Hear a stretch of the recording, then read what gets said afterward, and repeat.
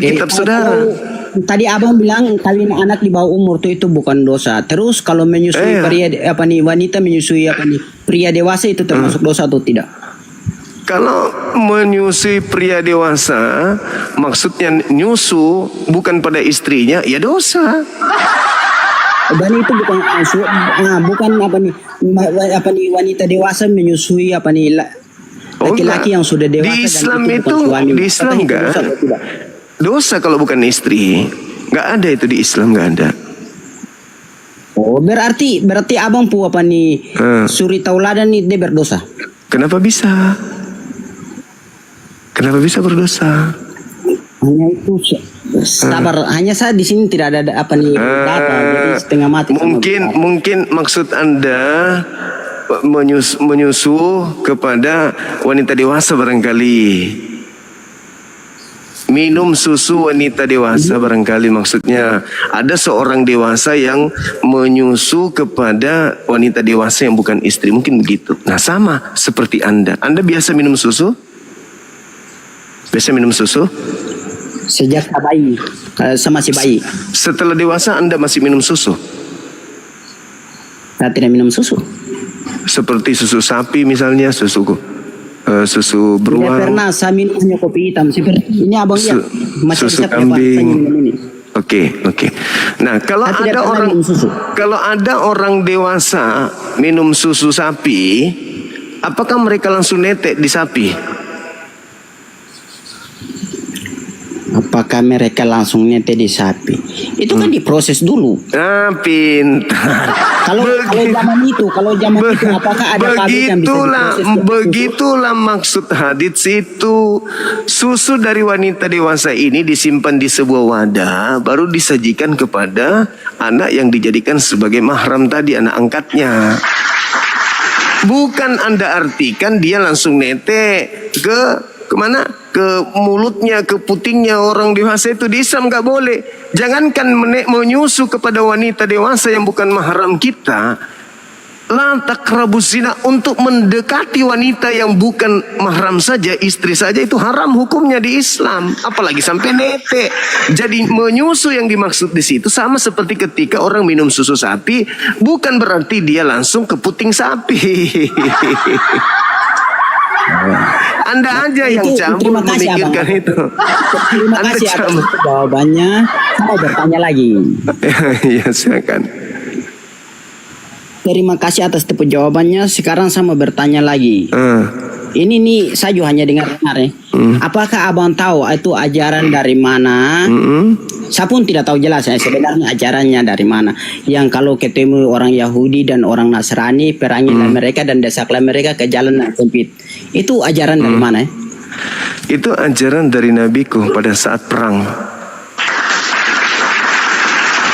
Kalau orang pada saat perang, berarti sabar. Berarti abang pun Nabi ajar abang di orang untuk bermusuhan dengan orang yang tidak seiman.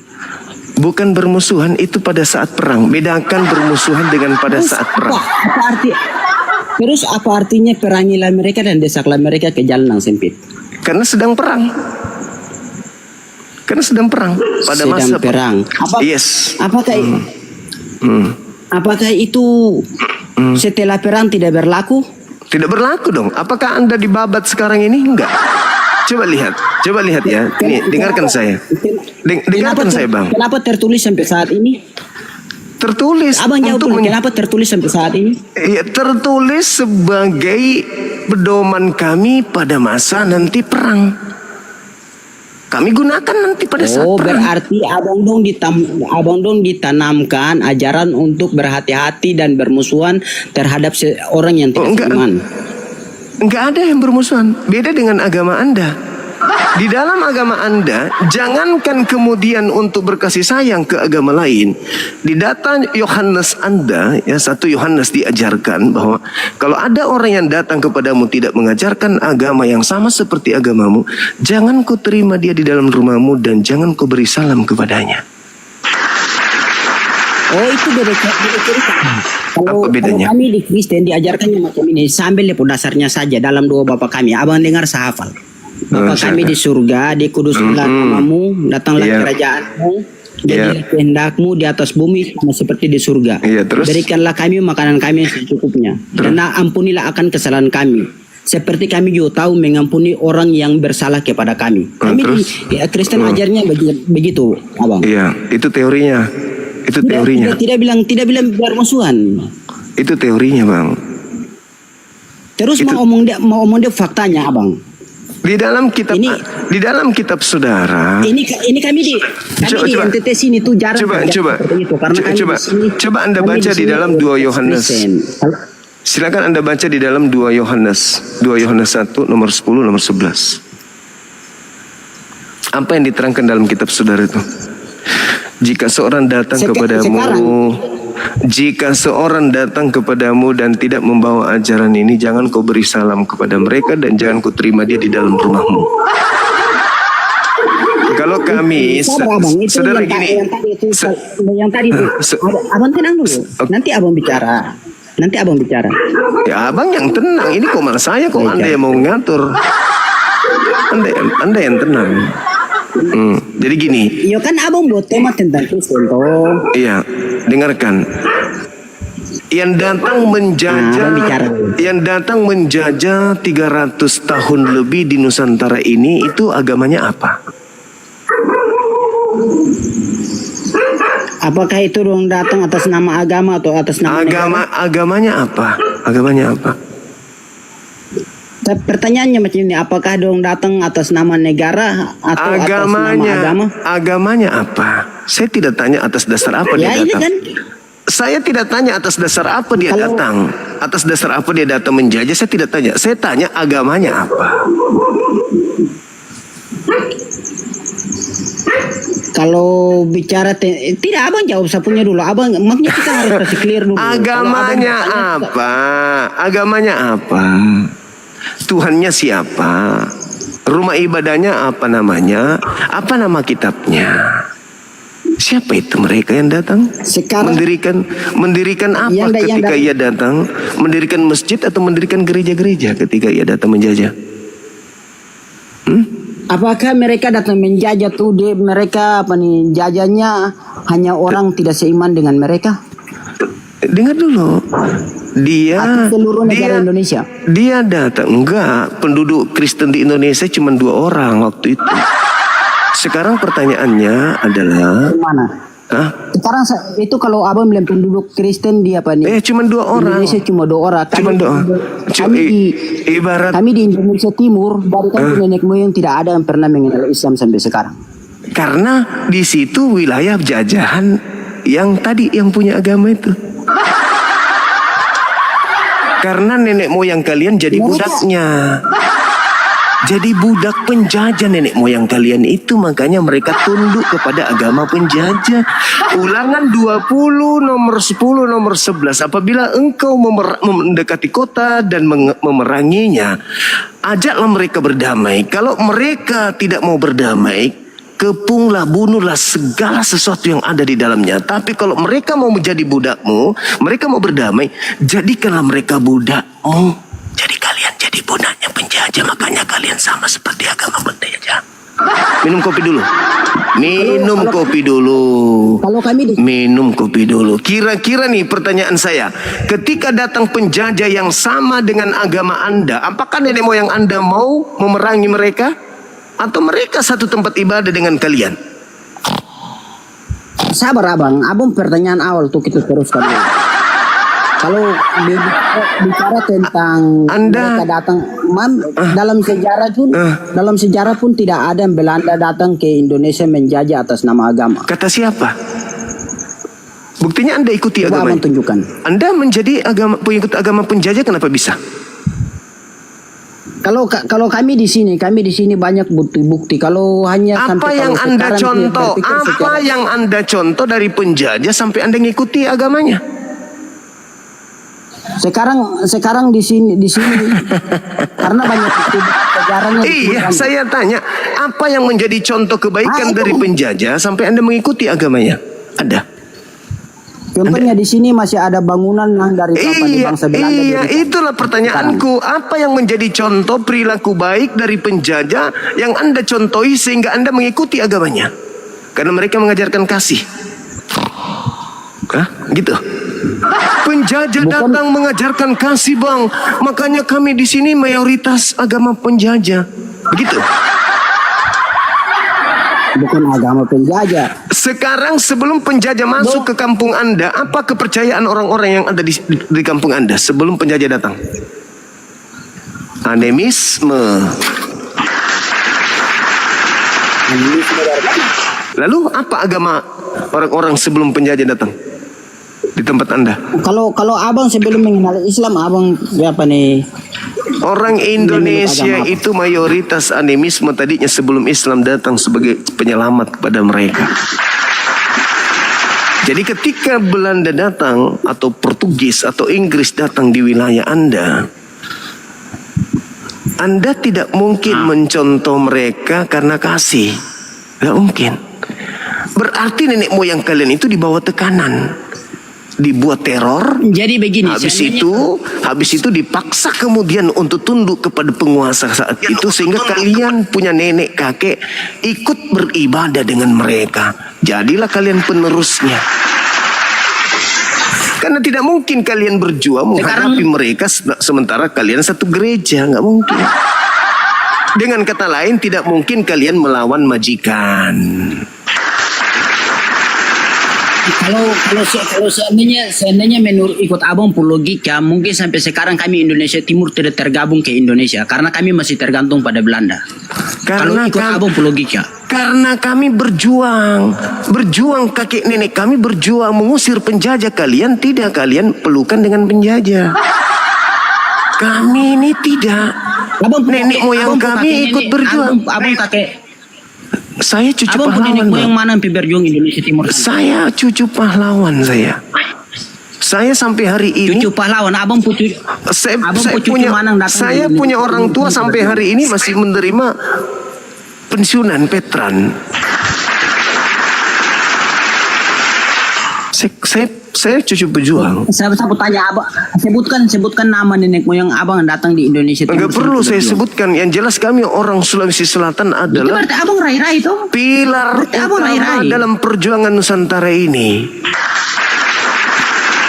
Sekarang saya ngomong di NTT khususnya Kabupaten Alor sini, kami di sini kami pemimpin ke perjuangan tuh namanya Langkape. Tidak ada yang abang boleh silakan. Memang ada pahlawan di sana, ada pahlawan. Tapi agamanya sama dengan kalian, dengan penjajah, bukan? Iya kan? Sama kan? Agama. Jadi itu apa nih dari bangsa Portugis datang menjajah tuh bukan atas nama agama. Paham itu? Sama kan? Sekarang kalau mau bilang datang menjajah atas nama agama. Kartu itu abang punya bukti di mana? 20 nomor 10 nomor 11. Saya tanya Belanda datang atas nama agama tuh coba abang tunjukkan dalam sejarah Indonesia. Dia mendirikan rumah-rumah ibadah, mendirikan lembaga Bible Indonesia. Itu buktinya. Apa?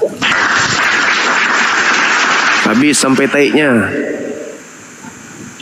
Habis sampai taiknya di mana? Abang masuk akal semua sampai omong di Indonesia Timur sini juga abang pun nenek moyang dan berjuang sintai datang selalu dari pemuka.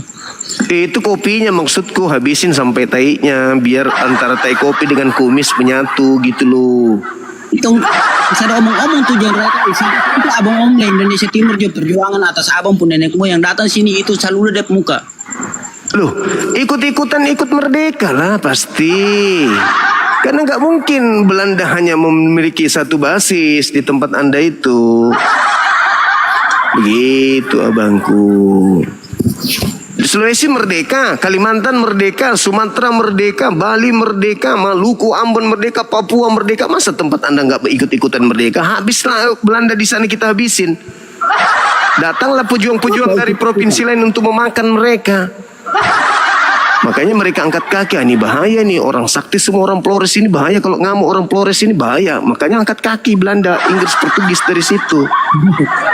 Begitu. Sayangnya kalian ikuti agama mereka. Itu sayangnya.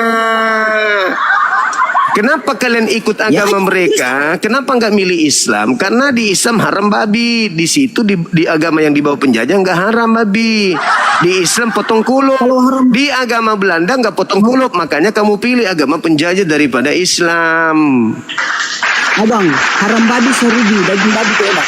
Nah, itulah makanya kau menjadi pengikut penjajah agamanya. Karena sama-sama makananmu. Gitu, saudaraku. Yang kami makan dagingnya, bukan kainya.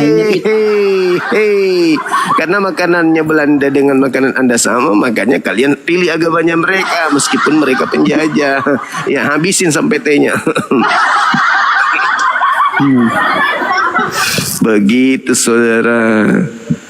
Ada lagi? Mau istirahat dulu? Itu. Istirahat saja, Bang. Oke, istirahat dulu ya. Shalom, selamat malam. Selamat Intinya malam. Abang selalu diberkati. Minta maaf banyak kalau ada Iya, salah kata. sama-sama Terus saudara semoga- Iron. Saya juga, kita saling memaafkan ya. Ya, Saya cinta Flores, saya cinta NTT. I love you NTT.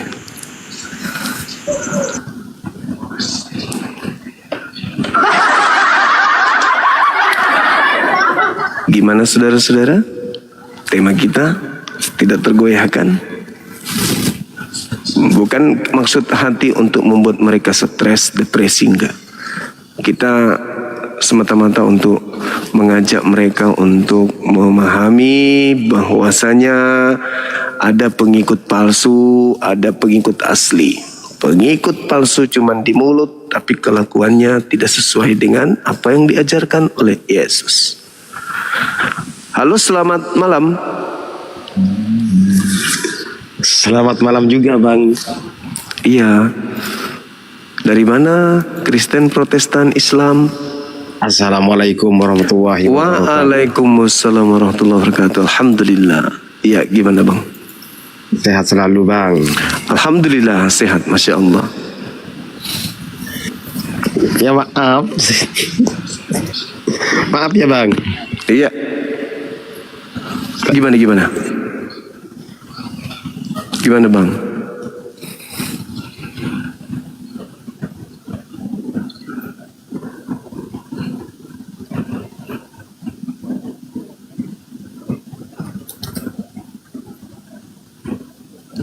Silakan teman-teman non-muslim minta permintaan.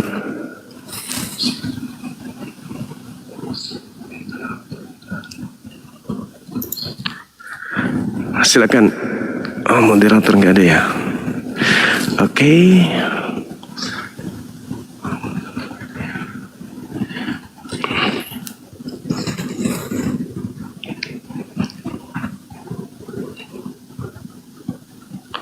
Halo. Ada lagi kah?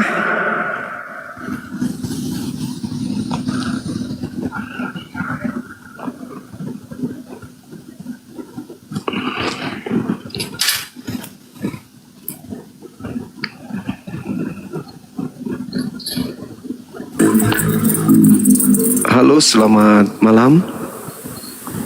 Selamat malam juga Bang Zuma. Oke, dari mana? Katolik, Protestan? Islam Bang Zuma. Ah, mantap Malam. sekali, Masya Allah. Siap, ada yang ingin disampaikan Bang? Ada sedikit yang ingin ditanyakan, boleh Bang Zuma? Apa itu?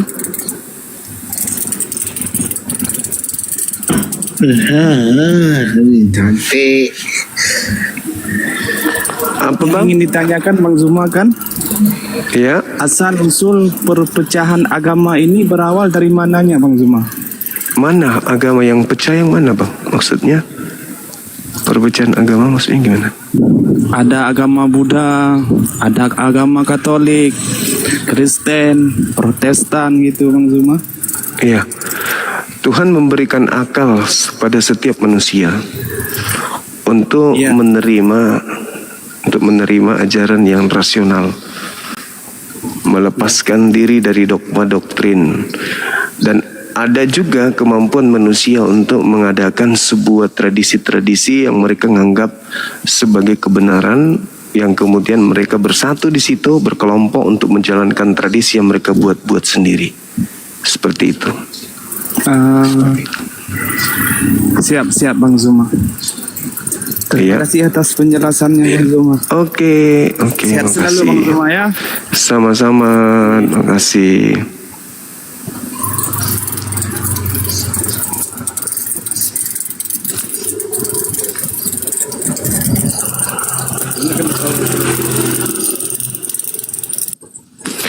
Halo, selamat malam. Selamat malam, Saudara Loki. Terima kasih sudah menghibur.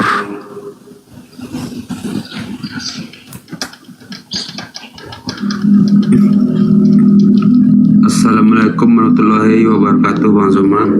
Waalaikumsalam warahmatullahi wabarakatuh. Ini Ada yang ingin disampaikan, mau bertanya, Bang?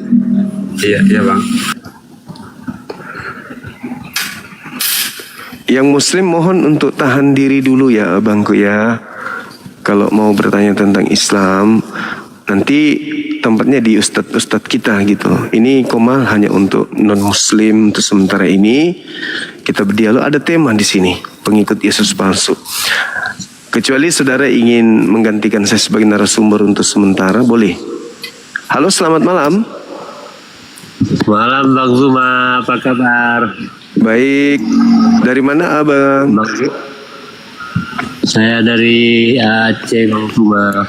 Aceh, Muslim, Kristen? Sementara KTP saya Muslim Bang Zuma. Sementara, ya silakan. Ada yang ingin disampaikan? Sedikit saya mau bertanya Bang Zuma. Kemarin nggak salah saya waktu Lebaran kemarin nggak salah saya kan Bang Haji Roma Irama kan dia dikasih jadi imam.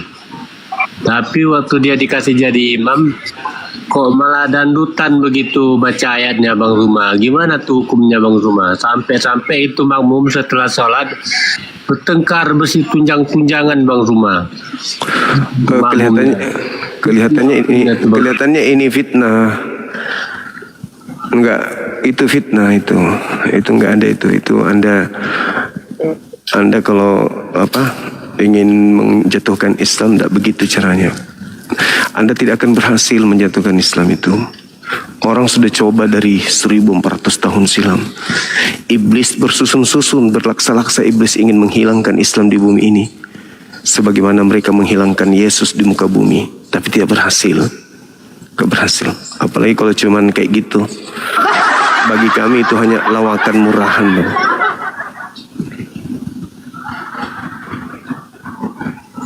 Percuma kalian melakukan sesuatu yang tipu daya gitu, itu tidak mempan. Manusia aja kalian poles, kalian percantik, lalu kalian jual sebagai Tuhan, bagi kami itu sesuatu yang lucu dan menjijikkan. Apalagi hal-hal sepele kayak gitu. Halo, selamat malam.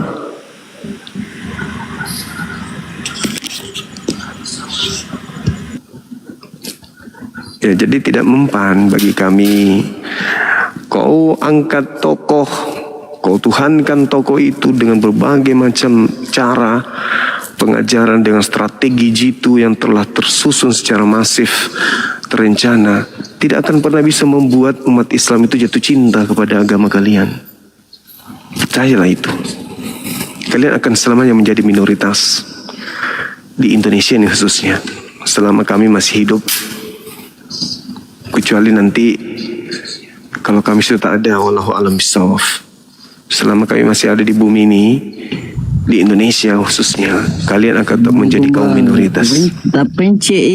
Oh kodong, iye. Tatan rei bang. Tatan rei ka masih. Teki polek-poloi.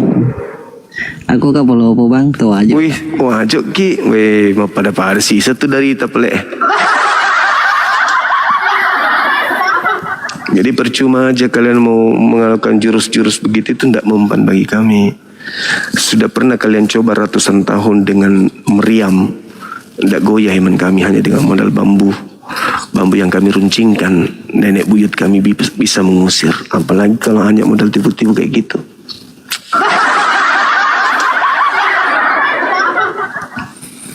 Makanya adalah lebih baik jika kalian sekolahkan orang tinggi-tinggi sekolahnya, sekolah Bible. Kalian persiapkan untuk menghadapi Bang Suma. Ya kalian sekolahkan 5 tahun sampai 10 tahun, lumayan lah itu. Bisa lah itu berdiskusi denganku. Daripada hanya modal dengar-dengar di gereja, habis itu datang ke sini ngamuk, menghujat, menista. Ya, mending kalian biayai anak kalian itu sekolah 10 tahun. Usia saya pada saat itu sudah 50-an. 57. Masih kuatnya aku itu berdialog 57 tahun. 10 tahun kemudian, suruh anak kalian yang sudah kalian sekolahkan itu, lengkapi mereka dengan kemampuan original teks. Masuk ke sini, hadapi kita, para apologet Islam. Begitu saudara. Silakan yang non-muslim.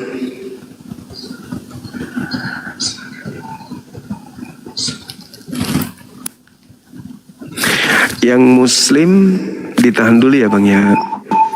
Halo, selamat malam. Halo, selamat malam. Halo, selamat malam Bang. Maaf Bang. Ini saya muslim Bang. Assalamualaikum.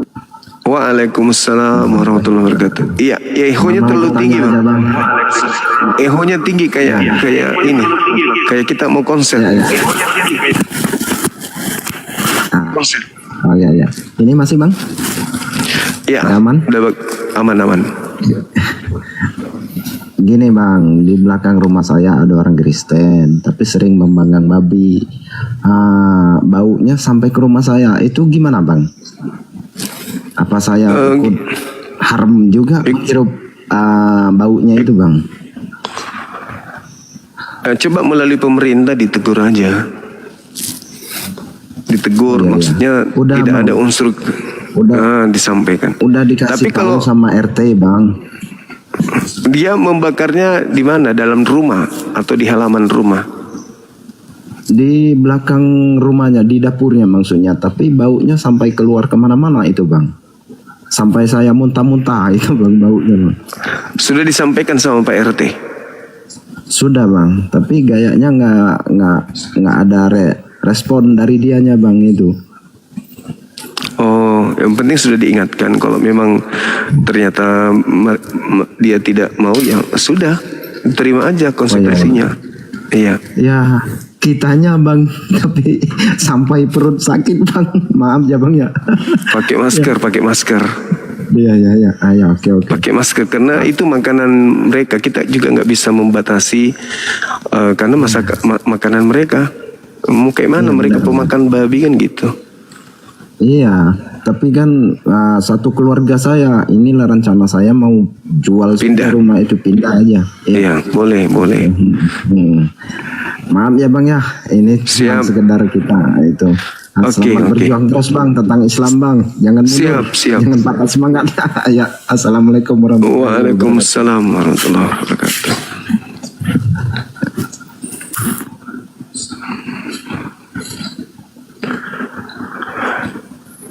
Kama sekuri linoe.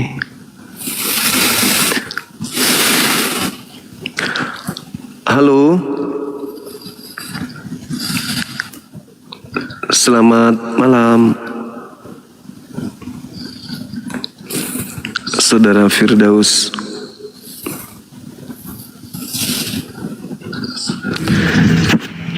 Halo, selamat malam. Halo, selamat malam. Assalamualaikum Bang Zuma. Waalaikumsalam warahmatullahi. Halo. Ya, Halo. ya.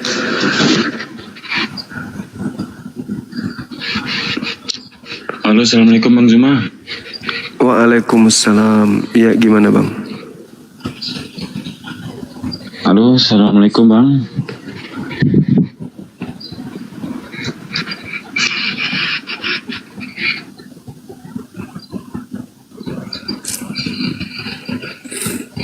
Ini kan kalau saya cuman berdua. Kalau kita kita cuma berdua, Anda minta naik di sini,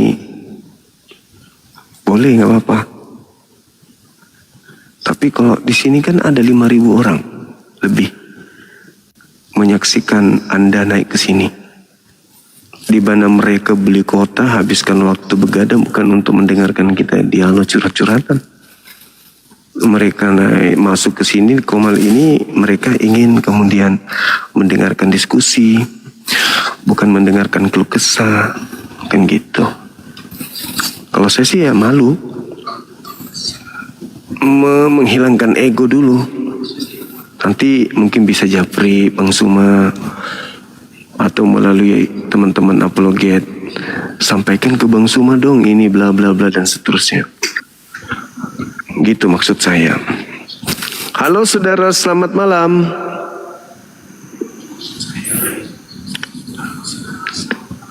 Halo. Selamat malam. Saudara Tio. Ada juga yang diam-diam karena sudah malu. Oh iya ya, saya kan Muslim, ngapain saya naik ke sini? Malu lagi dia buka kamera, apalagi buka suara. Nah, mau ditanya Islam atau Kristen, mau bilang Islam. Malu sama teman-teman di bawah. Mau bilang non-Muslim, malu sama Tuhan. Jadi terpaksa diam-diam baik. Penting sudah naik dulu, mengganggu, kan gitu. Jadi teman-teman sekalian, kenapa hal ini harus kita uraikan terkait pengikut Yesus palsu ini? Karena misi di dalam Kristen itu ada yang disebut amanat agung, jadikanlah seluruh bangsa menjadi pengikutku. Rekan-rekan sekalian, Anda mendengarkan tadi bagaimana saya berbicara dengan saudara kita yang ini, teman kita dengan yang dari Kristen gitu kan ya. Halo bagaimana Bang. dia? Halo juga. Ini kayaknya gue perhatiin konten-konten tentang pengikut Yesus palsu ya. Iya betul. Dari mana ini? Kristen atau Katolik? Dulu gue Kristen, cuman gue malah Islam sekarang. Oh, alhamdulillahirobbilalamin. Iya, mungkin Jadi, ada yang ingin disampaikan. Ya, gimana? Gue mau bertanya, apa bener ada pengikut Yesus palsu? Kalau gue sih nih ya, gue ini kan pindah agama dikarenakan ya karena gue merasa Tuhan Yesus itu tidak ada dan nggak nyata. Kebetulan kan emang pasangan gue juga Islam. Cuman gini Bang, gue mau kasih pertanyaan ke lu. Sekarang gue perhatiin banyak yang Islam pindah ke Kristen. Ini kebalikannya. Anda lihat di mana itu? Banyak kayak contohnya ya yang lagi viral Fajar Pratama, Edis TV, terus sama yang lain-lainnya. Edis TV itu memang kafir dari kecil, dari lahir. Tapi ini ya Bang, gue lagi Berarti Anda menyebutnya cuma satu orang doang. Saya mensyahadatkan tahun ini ada udah ratusan orang. Dari mana Anda mendapatkan data banyak yang murtad? Kebiasaan bohong di agama sebelumnya yang Anda bawa di sini. Iya Bang, gue cuman mau. Iya gimana? Cuman ada satu hal, gue nggak sengaja ngelihat konten berita. Iya. Orang Makassar, dia Islam pindah ke Kristen. Itu juga belum tentu dia ke Islam tadinya.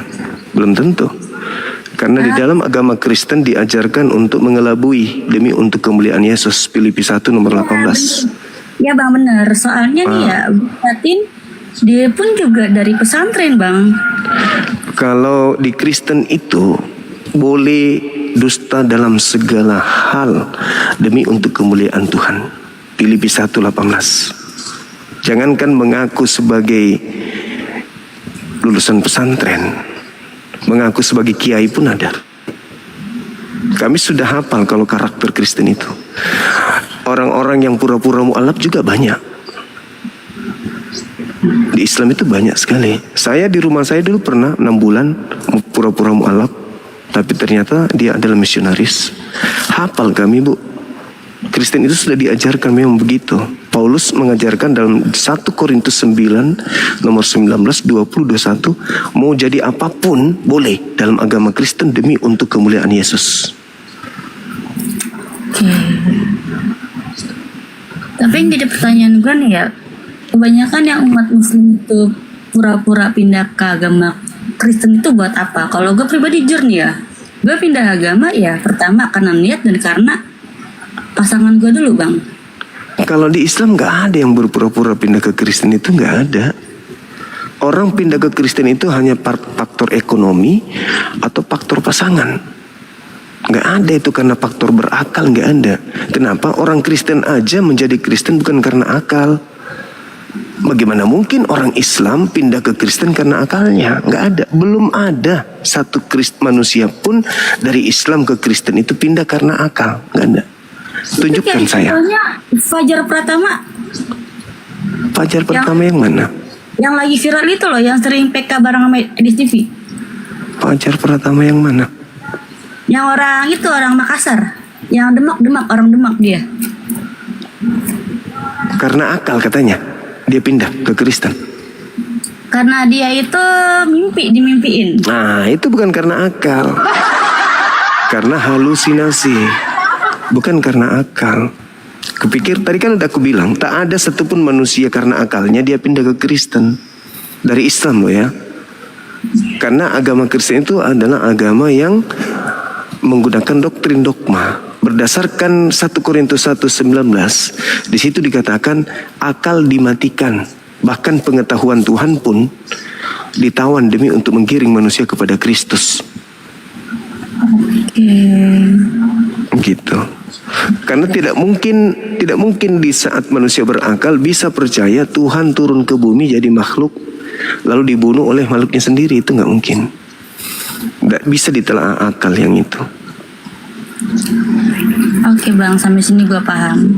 Iya. Makasih ya. Makasih saudariku Medi, semoga dirimu istiqomah di dalam ajaran agama Islam. Amin ya Allah, amin. Oke. Oke, keturun Makasih ya. ya, makasih, salam kenal. Salam kenal kembali.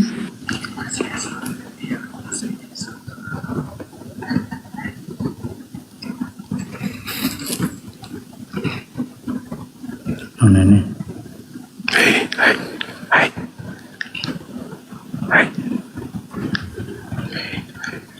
Assalamualaikum warahmatullahi wabarakatuh. Waalaikumsalam warahmatullahi wabarakatuh. Tolong saya hidupkan lampu saya. Dari mana ini Bang? Ya, ini saya yang kemarin Bang, sang Samosir. Oh ya? Saya waktu yang malam kemarin, yang sama itu, yang kemarin yang sama siapa itu ya? Oh yang mu'alaf ini ya? Ya. Oke. Iya Bang, Kemarin saya mantap jalan tuh, lagi dalam mobil. Siap, Dari ingat. rumah. Betul. Mantap kali ya Bang ini. Kita sapa dulu yang, iya. Waduh. Oke, saudara Damai dari mana Bang? Katolik, Protestan?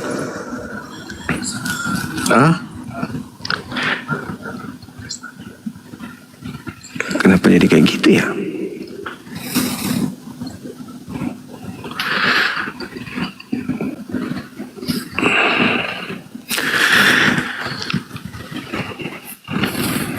Silakan teman-teman yang non-muslim minta permintaan, kita diskusi baik-baik. Jangan emosi, jangan panikan, jangan ini. Jatuh Bang. Jatuh. Iya. Ada yang ingin disampaikan saudara? Silakan. Nggak sih, tadi saya kira dia yang mengatakan dia itu apa, rupanya dia muslim ya. Muslim. Beliau ya nggak Iya. sempat.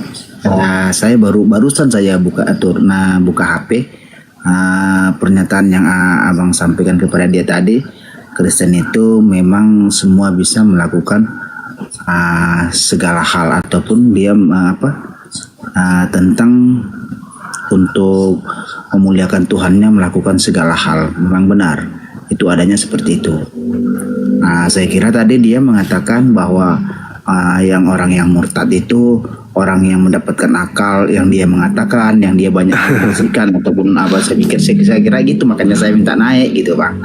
Iya Bang, iya Bang. Karena ya Aman saya itu Bang, aman. langsung saya ini, karena kan saya sendiri aja yang nggak sekolah Bang, menggunakan akal saya mencari Tuhan yang sejati. Bisa sampai Islam. Nah, jadi kalau tentang orang yang mualaf yang ataupun dari Kristen masuk Islam itu kan orang yang punya cerdas akalnya yang rata-rata di atas. Kalau seperti saya langkah sih. Kalau seperti saya yang nggak punya sekolahan itu langkah. Nah, itu yang saya sampaikan juga. Kalau begitu saya nggak ini Bang, dilanjut lagi kembali Bang saya. Oke, saudaraku, Masya Allah. Terima kasih banyak. Terima kasih Bang, mudah Siap. didengarkan. Assalamualaikum warahmatullahi wabarakatuh. Waalaikumsalam warahmatullahi wabarakatuh. Iya, teman-teman sekalian, Masya Allah, Alhamdulillah ya, seorang mu'alaf. Cuman inilah kemungkinan, inilah keadaan di mana kekurangan kita sebagai seorang pendidik di Islam ketika kita memualafkan saudara-saudara kita itu, kita harusnya mengajarkan mereka adab.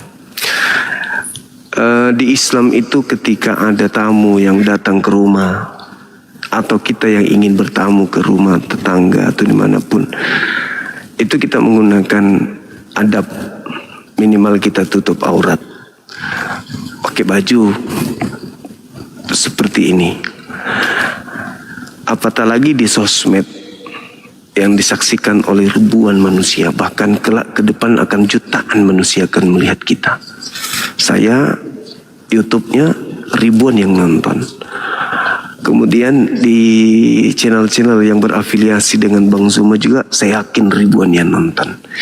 Ini kurang lebih 5.000 yang nonton. Terus kita naik tampil di depan umum dengan menggunakan baju yang seadanya saja. Akhlaknya di mana gitu loh. Bukankah Nabi Muhammad itu datang mengajarkan tuh menyempurnakan akhlak manusia. Jadi saudaraku, itu dimaklumi yang tadi, beliau itu adalah seorang mu'alaf yang masih butuh belajar tentang akhlak, masih butuh belajar tentang kaidah-kaidah hubungan sosial dengan sesama manusia. Yang saya tujukan ini adalah saudara saya muslim yang lainnya. Banyak kok juga yang apologet Islam, biasa ku tengok pakai baju you can see, baju dalaman, baca ayat dan seterusnya, itu menyalahi sebuah etika atau akhlak di dalam Islam. Dulu saya pernah masuk dalam komunitas, salah satu komunitas Islam yang sekarang ini alhamdulillah sudah dilabelin oleh pemerintah sesat. Jadi gurunya itu mengajar semua dalil-dalil hadits itu luar biasa dia mengkaji. Saya sampai jatuh cinta, sampai bawa bini saya juga, istri, bahkan sampai mertua saya bawa belajar tempat mereka. Tiba masa di mana, karena kebetulan Bang Suma juga kan pemain bola juga, pecinta bola. Di persatuan komunitas Islam yang saya maksud ini, itu ada klub bola. Begitu saya ikut tim mereka main bola, Ustadz yang tadi yang mengajar saya tuh sering di masjid. Tiba-tiba saja saya menemukan beliau itu kencing di tengah lapangan. Meskipun dalam keadaan duduk.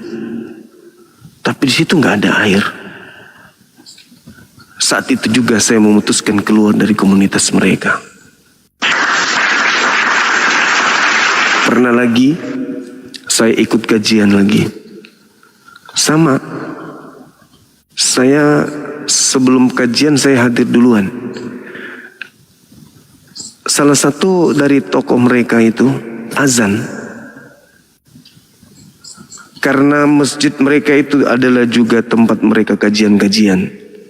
Sehingga banyak yang tinggal di situ. Sudah kayak rumah lah. Azan dengan menggunakan baju dalaman. Waalaikumsalam warahmatullahi wabarakatuh. Iya bang, ada yang ingin disampaikan? Ini maaf, saya kan Muslim. Kakak saya masuk Kristen nih. Jadi gimana ya, almarhum bapak saya apakah menanggung beban? Iya, kalau sudah diajarkan sama orang tua, diajarkan orang tua bagaimana menjadi seorang Muslim. Agama yang benar itu adalah Islam. Lalu kakaknya memilih, saudaranya memilih pindah akidah.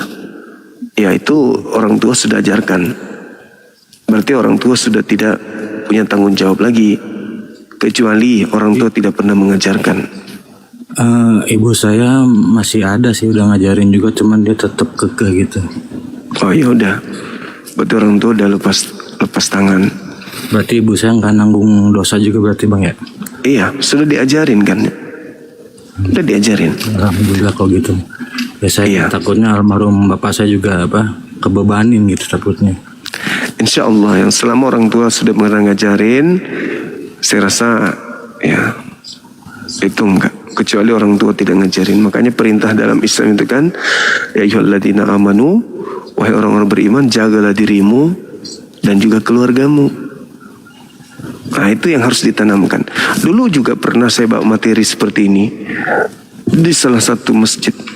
Lalu kemudian di antara jemaah yang bertanya kepada saya, seakan-akan dia kontra dengan materi-materi yang saya sajikan.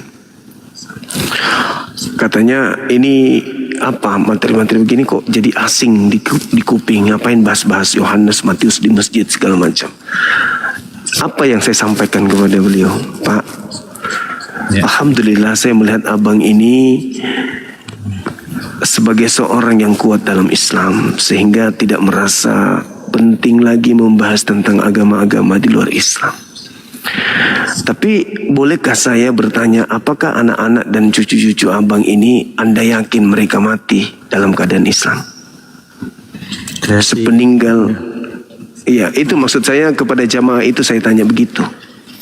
Akhirnya dia bingung sendiri. Anda kubilang hari ini tidak mungkin murtad, Andanya. Tapi setelah Anda mati, ada nggak yang menjamin anak-anak Anda itu tidak akan murtad dengan berbagai macam godaan di luar sana? Akhirnya dia bingung sendiri. Jadi kita nggak bisa membatasi orang belajar tentang teologi, kristologi. Kenapa? Sangat bermanfaat. Banyak orang yang masuk pesantren, lulus pesantren justru jatuh cinta. Sama seperti yang saya alami sekarang ini, saya lagi menerapi. Bayangkan aja, orang Arab, asli Arab, berpacaran dengan wanita kafir. Dan setiap kali saya mendapatkan informasi, dia selalu mengatakan dia Nasrani, dia Nasrani. Di mana Rasulullah membolehkan kita menikah dengan kaum Nasrani. Seorang Arab asli sudah tercuci otaknya pacaran dengan orang kafir. Wallahi, ini yang sedang saya hadapi sekarang.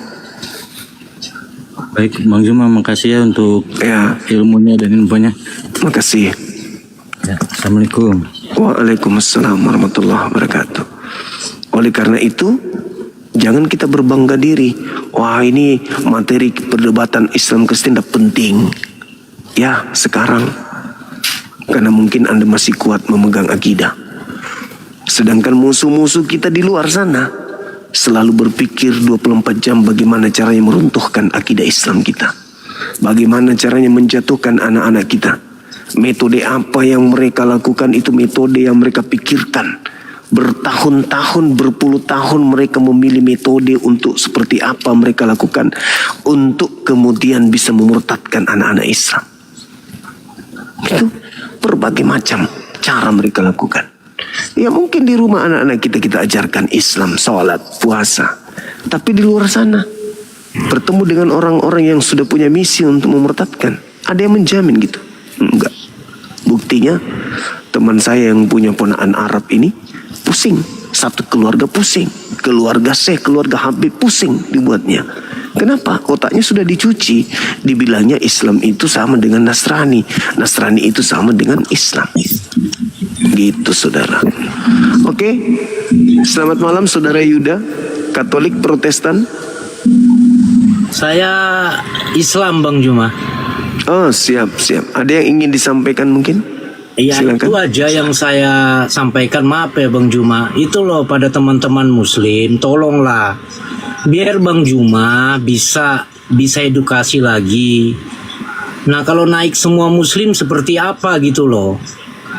Tolonglah teman-teman Muslim, kasihan Bang Juma. Oke, makasih Bang sudah mengingatkan teman-teman kita. Masya Allah, syukran. Insya Allah jadi pahala. Halo, anak ganteng. Apa kabar hari ini, malam ini, sehat? Ya sehat Bang Juma. Jam segini belum tidur anak muda ini? Belum Bang Atau Juma. sudah tidur? Belum, dari tadi mantau sih. Cuman mantap. Oh, Tapi kali ini aku nggak mau menjawab dulu Bang Juma. Aku mau bertanya aja. Boleh, silakan. Kalau masalah menjawab aku susah menjawabnya. Boleh, silakan. Nah, jadi gini Bang Juma. Kemarin kan kita ini kan sempat bahas ini kemarin mengenai manusia yang diciptakan di Islam ya. Kata Bang Juma kan manusia yang diciptakan di Islam itu diciptakan dengan sempurna, benar kan?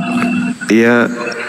Nah, tapi di Al-Quran Bang Juma itu kan Muhammad itu pernah mengatakan bahwasannya perempuan itu, wanita itu lahir dengan apa ya tadi itu? Gimana tertulis? Kurang akal sehat dan kurang agama.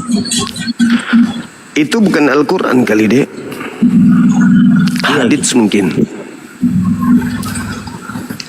Tidak dikatakan kurang akal sehat.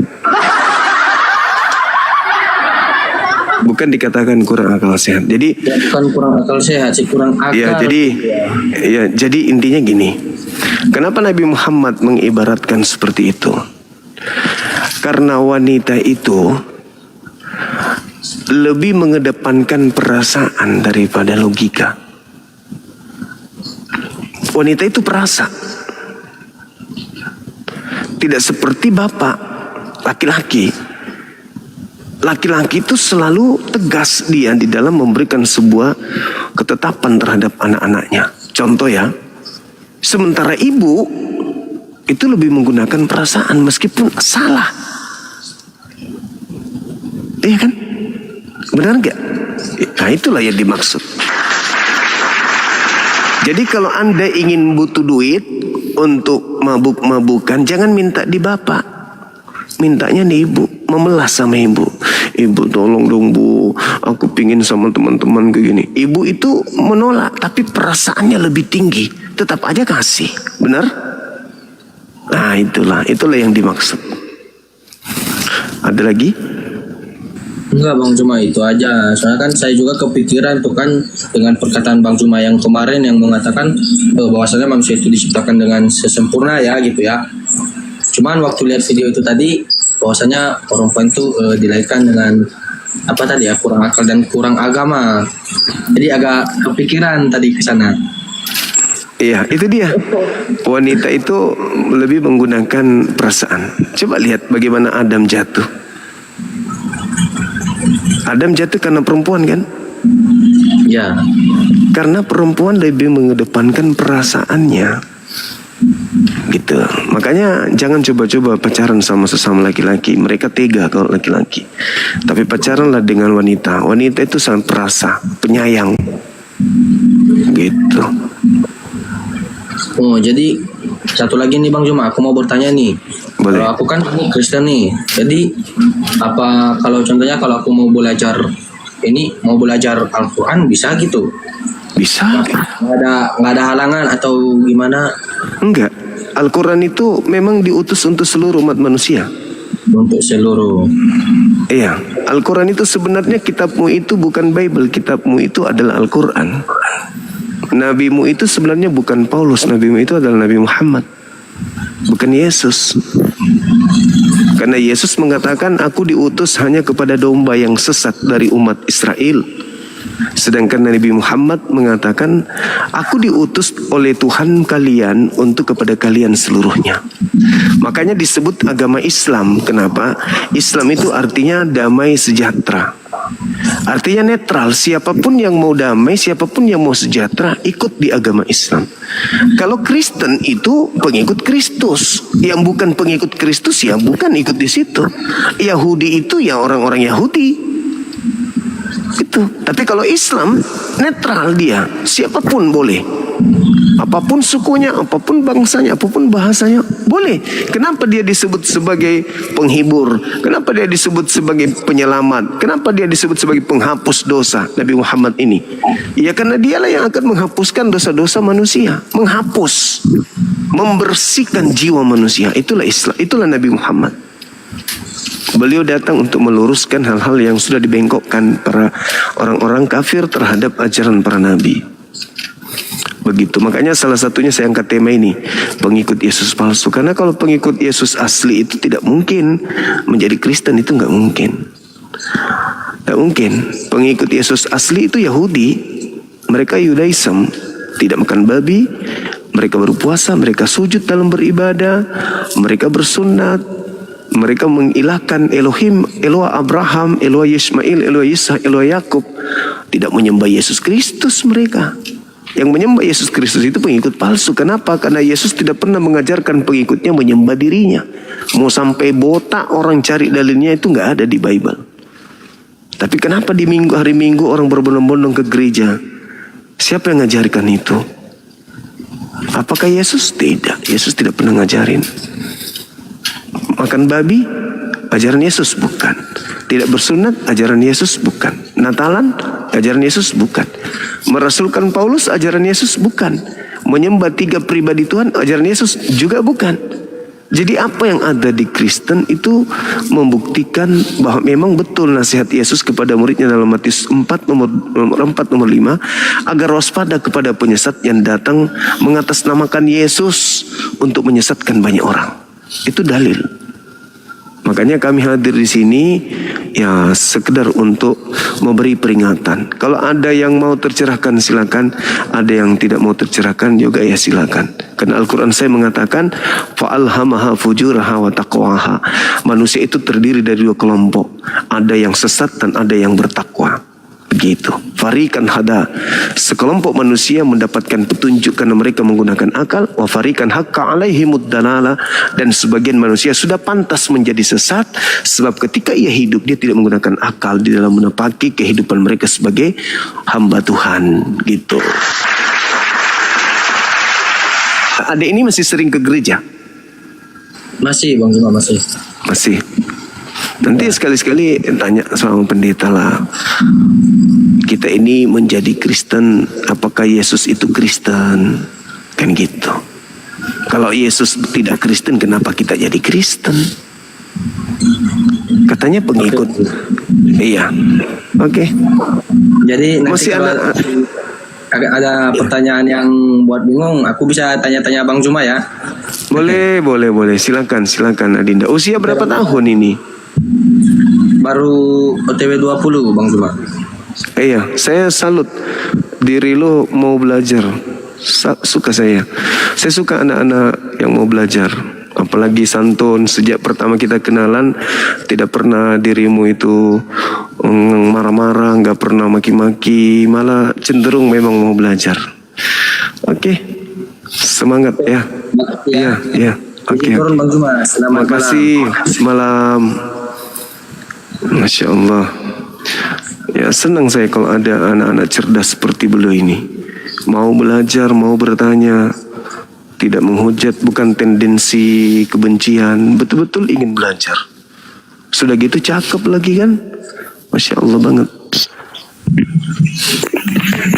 Halo, selamat malam. Mohon izinlah Bang Juma, ada yang mau kutanya. Ini kemarin saya tadi berapa sama Kak Mikana. Jadi korban yang di kejadian dibilangnya Ishak yang dikorbankan. Bang Juma, mohon penerangan Bang Juma. Mohon izinnya Bang Juma. Assalamualaikum warahmatullahi wabarakatuh. Waalaikumsalam warahmatullahi wabarakatuh. Ishak dikorbankan, Yesus disalibkan, Tuhan dirubah menjadi manusia. Itu mah karakter mereka memang udah karakter. Jelas-jelas yang diminta anak tunggal. Siapa yang pernah menjadi anak tunggal Abraham? Ishak apa Nabi Ismail? Dan lagian mereka apa hubungannya, apa korelasi dengan imannya sekarang dengan Ishak dan Ismail? Yang harusnya ribut tentang Ishak dan Ismail itu kita dengan Yahudi. Kita dengan Yahudi yang harusnya ribut. Tapi kan orang Yahudi orang yang berpikir bahwa tak ada yang dikurbankan di sana. Ismail maupun Isa nggak ada, ngapain diributkan? Mereka aja yang ribut padahal tak ada hubungannya sama sekali. Mereka aja yang sibuk. Padahal tak ada hubungan. Harusnya mereka berpikir yang dikorbankan itu Tuhan apa manusia. Yang disalib itu Tuhan atau makhluk. Itu yang harusnya mereka bahas. Gitu. Dan kita jangan mau ikut masuk ke permainan mereka. Halo, selamat malam. Halo bang, malam bang. Iya, Katolik Protestan. Bang, saya Muslim. Sama kayak abang. Allahu Akbar, Masya Allah. Ya, gimana? Cuman yang ingin saya tanyakan, saya kan orang awam, memang nggak tahu apa-apa. Cuman kan dengar-dengar dari cerita-cerita ibu guru, nonton YouTube atau apalah gitu bang. Yang mau aku tanyakan gini bang, itu kan Nabi Isa itu kalau di dalam kita kan ya memang Nabi gitu kan bang. Iya. Terus dia nanti bakalan memang turun ke bumi untuk kedua kali kan gitu kan. Yes. Kenapa Allah kita itu mempercayai Nabi Isa untuk yang membunuh siapa itu bang? Dajjal itu ya bang ya? Iya. Ah bukan gitu nggak bang? Betul. Ah kenapa Allah itu kayak mempercayai Isa lah untuk bisa membunuh itu? Padahal kan di situ ada Imam Mahdi kita bang ikut ya kan? Iya. Karena Dajjal mengajarkan manusia untuk menyembah Nabi Isa. Nabi Isa lah yang harus turun. Nabi Isa harus turun. Pada saat itu keadaannya umat manusia semua di sini kan itu Nabi Isa turun, otomatis manusia itu ikut Nabi Isa itu atau gimana? Ikut Nabi Isa. Oh karena Nabi Isa Muslim gitu ya bang ya? Ya, Nabi Isa menjadi makmum bagi ajaran Nabi Muhammad. Beliau datang mengatakan kepada mereka, kalian salah telah menolak Nabi Muhammad SAW. Beliau datang telah mengajarkan bahwa aku ini bukan Tuhan, aku ini hanya utusan Tuhan. Kenapa kalian tidak ikut sama beliau? Oh iya. Gitu. Jadi beliau tidak datang membawa syariat baru, tetapi beliau datang untuk kemudian mematahkan semua ajaran Dajjal yang diajarkan hari ini. Yang kita lawan ini Dajjal, Bung. Ini yang saya hadapi ini Dajjal. Iya. Oke. Oke bang, itu aja bang. Makasih ya bang. Oke, makasih saudara. Thank you. Makasih udah mau belajar ya. Masya Allah.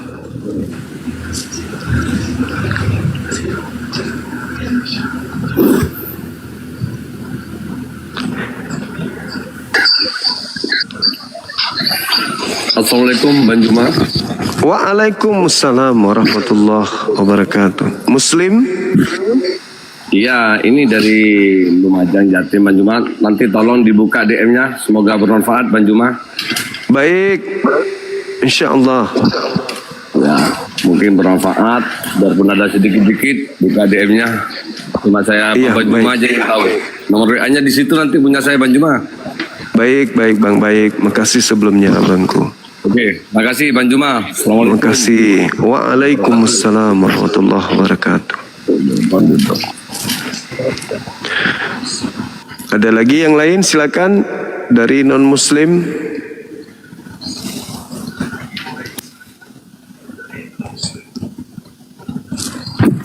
Halo, selamat malam. Waalaikumsalam. Saya pengen nanya nih bang. Muslim ya? Muslim bang. Mau nanya nih bang. Ya.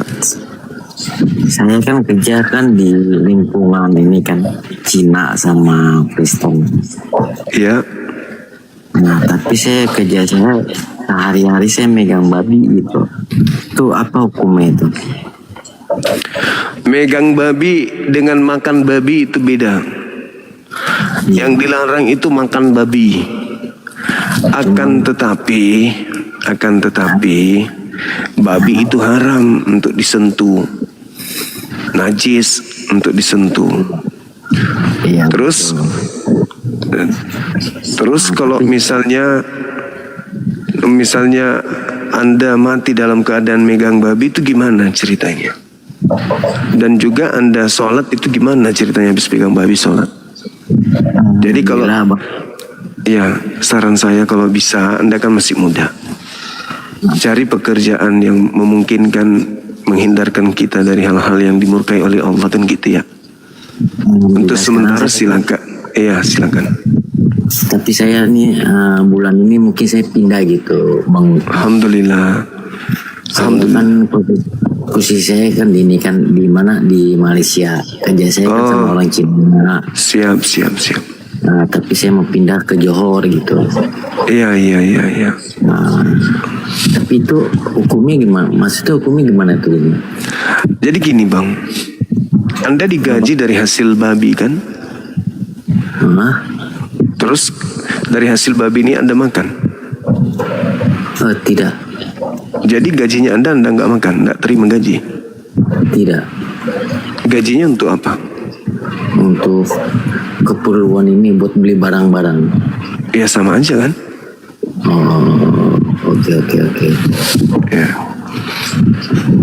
Jadi kalau ada peluang tempat lain, silakan kita ke tempat lain. Ya, saya doakan saudara saya ini bisa dapat pekerjaan yang bagus, yang halal, dan untuk jadi bekal hidup dunia akhirat. Amin. Tapi saya alhamdulillah Bang Juma sholat tidak pernah telat. Alhamdulillah. Masya Allah, luar biasa. Jaga terus. Ya, cuma saya berdua dong sama suami istri yang Islam, selebihnya tidak ada. Iya. Semangat terus, ibadahnya dijaga. Ya, kawan ya. Alhamdulillah. Baik. Assalamualaikum. Waalaikumsalam warahmatullahi wabarakatuh. Masih bagus orang yang memperhatikan keselamatannya, ya.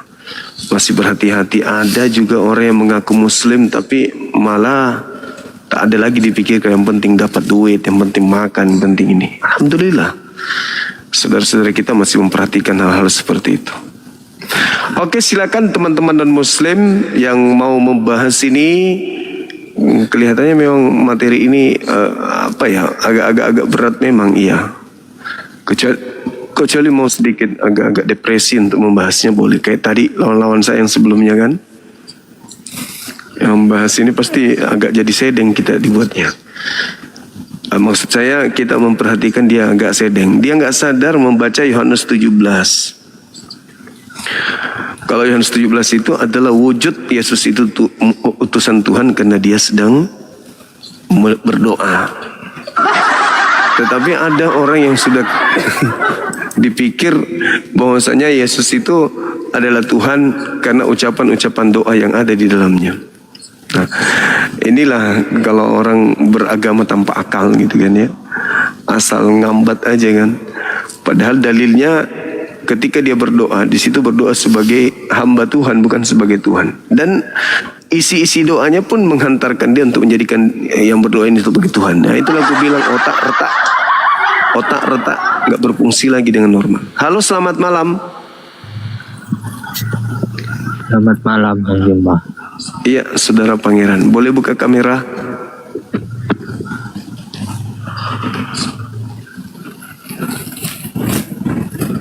Teman-teman silakan di-tap layarnya ya teman-teman ya. Di-tap lagi layarnya supaya saudara-saudara kita khususnya pendeta bisa naik ke sini. Kan banyak pendeta-pendeta yang wah hebat kali kalau dia lagi buka komal kan ya. Kayak siapa tuh? Dede Sugigi. Apalagi Nabi 828. Apalagi ada lagi tuh yang smile itu siapa, yang penjual karpet itu. Terus Mikana, pendeta Suat, siapa lagi itu, banyak lah yang sosok paten gitu kan ya. Nah, di sini kita sajikan tema supaya mereka bisa membahas materi-materi ini, pengikut Yesus palsu. Nah, kesempatan mereka menjelaskan kami ini pengikut Yesus asli gitu. Ya, termasuk bom-bom. Naiklah ke sini, diskusi di sini. Lebih paten kalau Anda bisa di sini, jangan pula ngajak diskusi PK. Paling malas itu, soalnya waktunya 5 menit. Ditambah lagi ada 2 menitnya. 7 menit saya harus mendengarkan kebohongan. Naudzubillah, tsumma naudzubillah. Apa enggak meledak itu dah Anda dengarkan orang berbohong selama 7 menit dan diulang-ulang.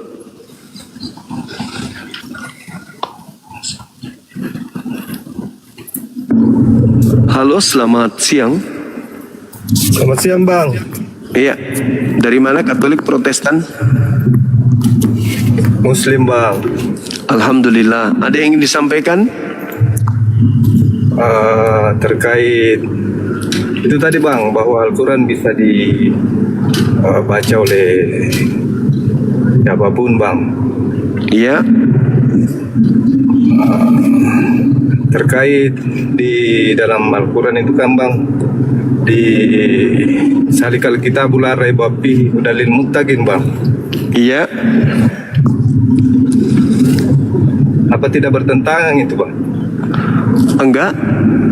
Al-Quran itu datang untuk disampaikan kepada seluruh umat manusia. Dan di antara manusia itu nanti ada yang bertakwa, yang tetap teguh memegang kemudian Al-Quranul Karim. Seperti itu. Cuman ketika Al-Quran itu disampaikan, ada yang mendapatkan pelajaran. Siapa mereka? Yang berakal sehat. Waliyatazakkara ulul albab. Hanya yang berakal sehat yang bisa mendapatkan pelajaran. Nah, yang mendapatkan pelajaran inilah yang menjadikan Al-Quran itu sebagai konsep imannya, karena dia menemukan tidak ada keraguan di dalamnya. Al-Quran itu pasti benar. Seperti itu adanya. Jadi Al-Quran boleh dipelajari oleh siapapun. Ya, tergantung tanda kutip ya, dipelajari dalam arti kata mereka boleh datang ke ustadz, belajar ke ustadz, lalu kemudian mereka belajar huruf-huruf hijaiyah sampai dia mahir dan seterusnya, itu bisa. Kenapa tidak? Kan Al-Quran diwahyukan untuk seluruh umat manusia, litubayyina linnas. Al-Quran sebagai rahmatan lil alamin. Gitu. Nah, mungkin Anda mengatakan, wah bahaya kalau orang non muslim belajar Quran nanti. Ya kenapa bahaya? Bukankah Al-Quran itu memang untuk bacaan, siapapun boleh membacanya. Kecuali yang nggak boleh, mereka membeli Al-Quran untuk memijaknya, untuk menistakan Al-Quran, itu yang nggak boleh. Tapi kalau mereka membelinya untuk belajar, tentu mereka membeli yang ada terjemahan, bukan? Dan tidak diharuskan mereka untuk membaca Quran sebelum wudhu dulu. Itu berlaku untuk kita yang muslim.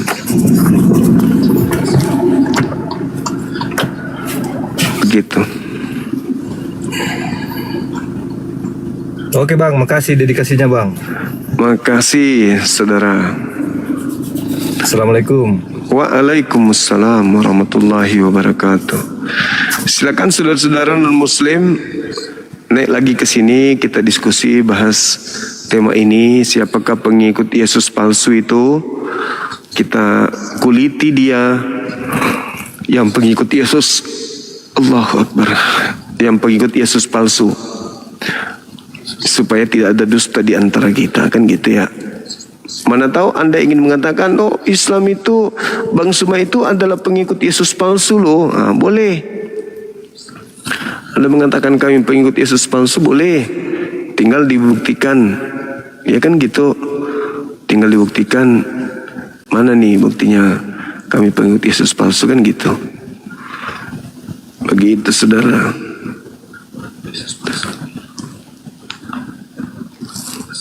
Naik lagi. Gak apa-apa.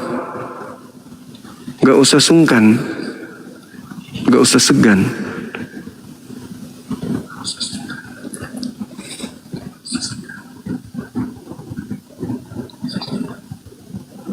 Oke, kalau ternyata nggak ada, karena saya lihat di bawah juga memang nggak ada permintaan, ya mungkin kita istirahat dulu ya teman-teman. Kita lanjut besok ya. Di tempat kita udah pukul 2:35. Oke. Ada saudara kita ini. Semangat malam saudara. Iya, Double X. selamat malam Bang. Iya, silakan izin buka kamera. Oke.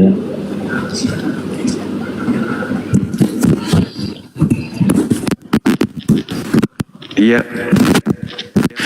Mungkin Anda pernah mendengarkan Kristus palsu?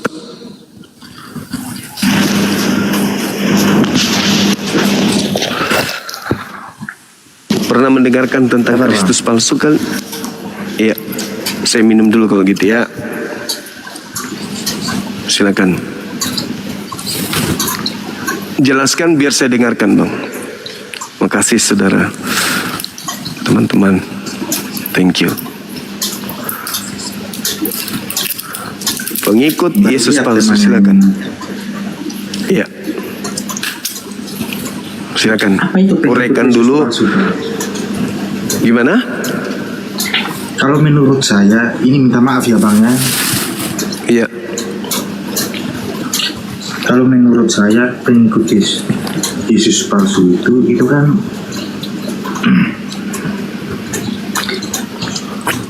yang baru saya bilang saja Bang Suma yang pengikut Yesus palsu. Minta maaf ya. Yang saya pengikut Nabi Muhammad, kawan. Tidak, yang menyamakan Isa sebagai Yesus. Itulah yang saya bilang. Saya bukan pengikut Nabi Isa juga. Oh. Terus saya bukan Nabi pengikut Isa Nabi yang Isa. Nabi Isa yang dalam Quran. Nabi Isa yang dalam Al-Quran itu adalah Nabi yang pernah datang kepada kaumnya, Bani Israel, lalu dituhankan oleh manusia. Makanya beliau ditanya, anta qulta linnas. Nabi Isa dengan Yesus sama Bang? Menurut setahu saya gini. Jadi Nabi Isa datang ke tengah-tengah kaumnya Bani Israel. Nama kaumnya itu Bani Israel, keturunan Yakub. Lalu kemudian Nabi Isa itu diupayakan dihentikan misi penyelamatannya oleh kaumnya sendiri, ingin dibunuh. Kaumnya kemudian membuat makar. Nabi Isa ingin dibunuh, mereka membuat tipu muslihat. Nah, setelah Nabi Isa diangkat ke langit, muncullah para penyesat mengajarkan Nabi Isa telah disalibkan. Di antara mereka ada yang mengajar ajaran penyesatan ini kepada orang Roma dan Yunani yang menggunakan bahasa Yunani. Maka ajaran yang terkait dengan Nabi Isa mereka beritakan kepada orang Roma dan Yunani dalam bahasa Yunani. Maka lahirlah nama yang disebut Yesus, yang tadinya adalah Nabi Isa alaihissalam. Makanya orang Kristen kalau ditanya mereka pasti keteteran. Datanya di mana itu awalnya itu Isa Bang? Keturunan Abraham memiliki 3 bahasa. Yang pertama Ibrani, yang kedua Aram, yang ketiga Arab. Yesua dalam dialek Aramaik disebut Iso, dalam dialek Arab disebut Isa. Sedangkan bahasa Yunani itu bukan bahasa yang digunakan oleh keturunan Abraham. Itu bahasa penjajah waktu itu. Nah, orang-orang yang menolak Nabi Isa alaihissalam inilah yang kemudian menceritakan tentang adanya tokoh yang lahir tanpa ayah yang adalah reinkarnasi daripada Tuhan yang turun ke bumi dalam nama Yesus. Jadi yang pertama dulu adalah Yesua yang adalah Isa. Lalu kemudian yang kedua setelah pemalsuan muncullah kemudian yang bernama Yesus ini diajarkan kepada Roma dan Yunani. Begini Bang, minta maaf Bang. Ya. Kalau Isa dengan Yesus itu kan apa namanya itu?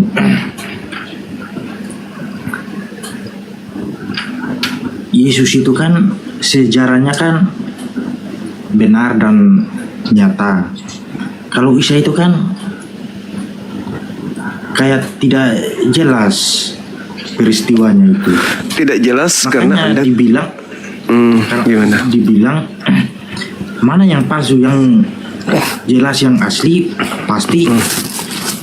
Yang pertama, kalau Isa itu kan baru dipopulerkan dari abad ke-7 kan, mulai Quran datang kan. Iya.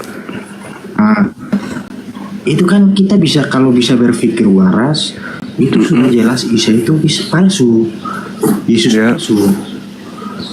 Oke, baik. Karena data-datanya kurang lengkap. Oke, baik. Oke. Jadi kalau kita berbicara tentang Nabi Isa alaihissalam, betul Nabi Muhammadku itu jauh dari ajaran Nabi Isa. Nabi Muhammadku itu hidupnya jauh dari Nabi Isa. Tetapi Nabi Muhammadku itu menerima informasi itu dari langit, dari pencipta langit dan bumi. Berarti kita harus bandingkan dengan sumber yang digunakan oleh orang Kristen hari ini. Kalau orang Kristen menerima pemberitaan tentang Yesus itu dari orang-orang, betul? Nah, kira-kira akurat mana informasi dari Tuhan dibandingkan informasi dari manusia? Kabar bang, karena Tuhan kita kan berbeda. Tuhan saya kan pernah nampak, Tuhan abang tidak pernah nampak, makanya itu yang diragukan. Yang Tuhan saya justru nampak. Tuhan Anda yang tidak nampak. Sabar, saya belum selesai. Tuhan abang kan tidak pernah nampak, makanya dalam iman saya juga minta maaf bang sekali lagi, takut itu iblis yang benar, menyampaikan, membelokkan kebenaran ke Nabi Muhammad. Makanya itu saya baik gitu. Oke, sekarang yang nampak Tuhannya saya atau Tuhan Anda yang nampak hari ini? Hari ini? Iya. Tuhan saya sudah nampak dari 2000 tahun yang lalu bang. Sekarang coba buktikan Tuhan Anda itu nampak hari ini. Saya mau tahu. Kan sudah bangkit bang. Mana Tuhan Anda cuma ilusi, angan-angan. Jangan-jangan dia setan. Ayo, mana Tuhan Anda sekarang ini? Hanya cerita kan? Cuman cerita. Cerita bang. Nah sekarang Anda mengatakan Tuhan Anda nampak, mana? Jangan-jangan iblis yang nampak. Kalau Tuhan saya jelas. Tuhan saya jelas. Peristiwa di masa lampau bang. Oh itu dongeng berarti kalau cerita-cerita masa lampau. Kupikir Tuhan Anda nyata. Kalau Tuhan saya nyata.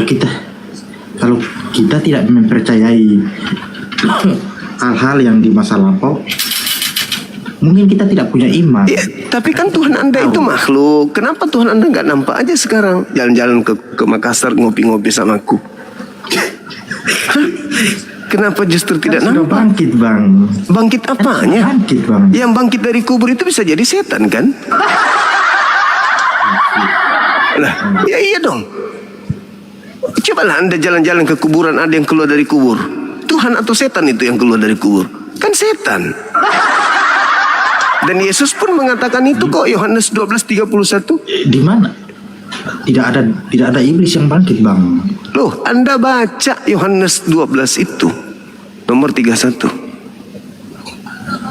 Sekarang juga dunia dihukum. Sekarang juga penguasa dunia yang adalah iblis itu dilemparkan keluar. Keluar dari mana? Keluar dari kubur. Di mana? Datanya di mana bang? Yohanes 12:31. Tuhan saya lah yang nampak nyata, Tuhan Anda enggak. Sanurihim ayatin fil afaq wa fi anfusihim. Wah, keren kali Tuhan.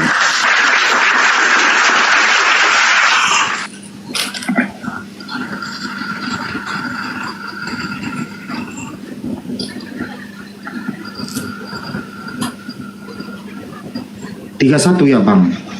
Yuk. Sekarang berlangsung penghakiman atas dunia ini. Sekarang juga penguasa dunia ini akan dilemparkan keluar. Itu bukan merujuk ke Tuhan Yesus bang. Memang bukan. Memang bukan. Tapi yang keluar dari kubur. Iya.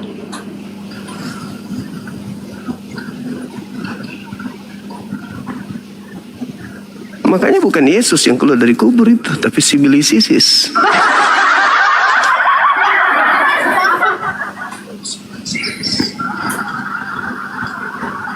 pengikut Yesus palsu. Kita kan berbicara tentang apa? Yesus palsu. Tuhan. Iya.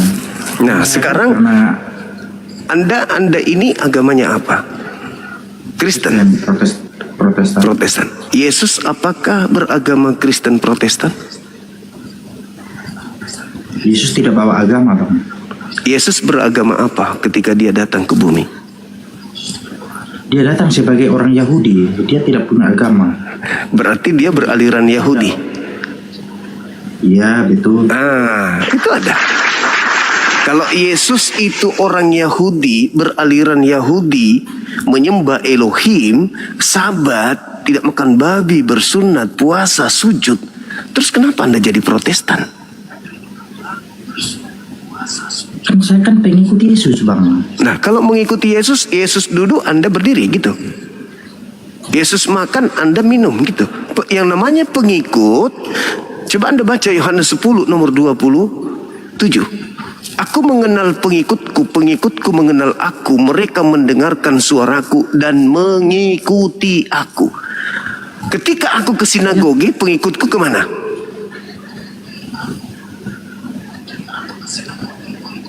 Gereja. Sama nggak tuh pengikutnya? Satu ke sinagoge, satu ke gereja, sama nggak? Sama nggak, Bang? Begini, Bang. Lu tunggu dulu. Di zaman. Lu nggak bisa. Di zaman itu.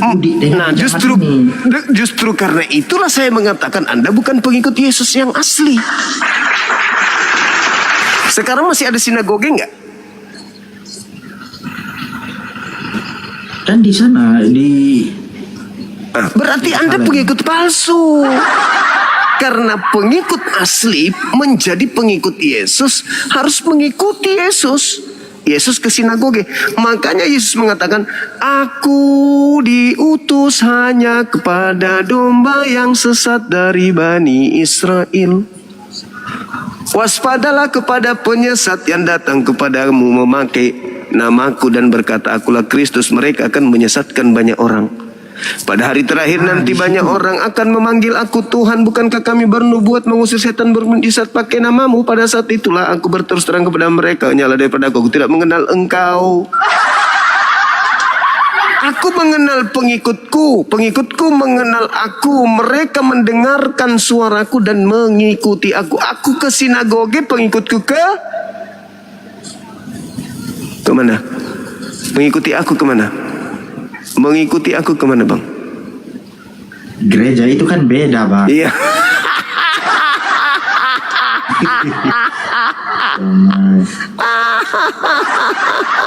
Mati balik. Jangan samakan di zaman itu dengan di zaman sini.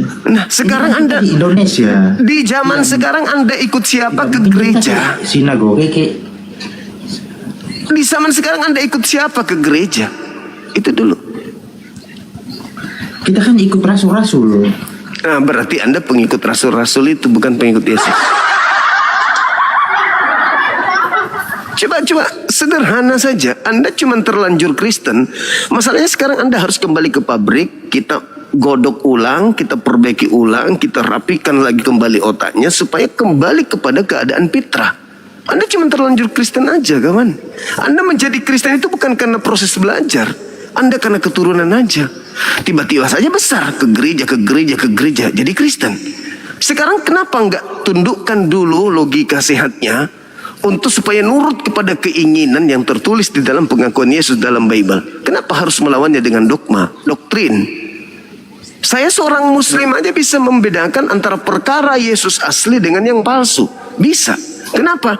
Saya tidak pakai doktrin. Saya pakai akal sehat dalam menelaah Bible itu.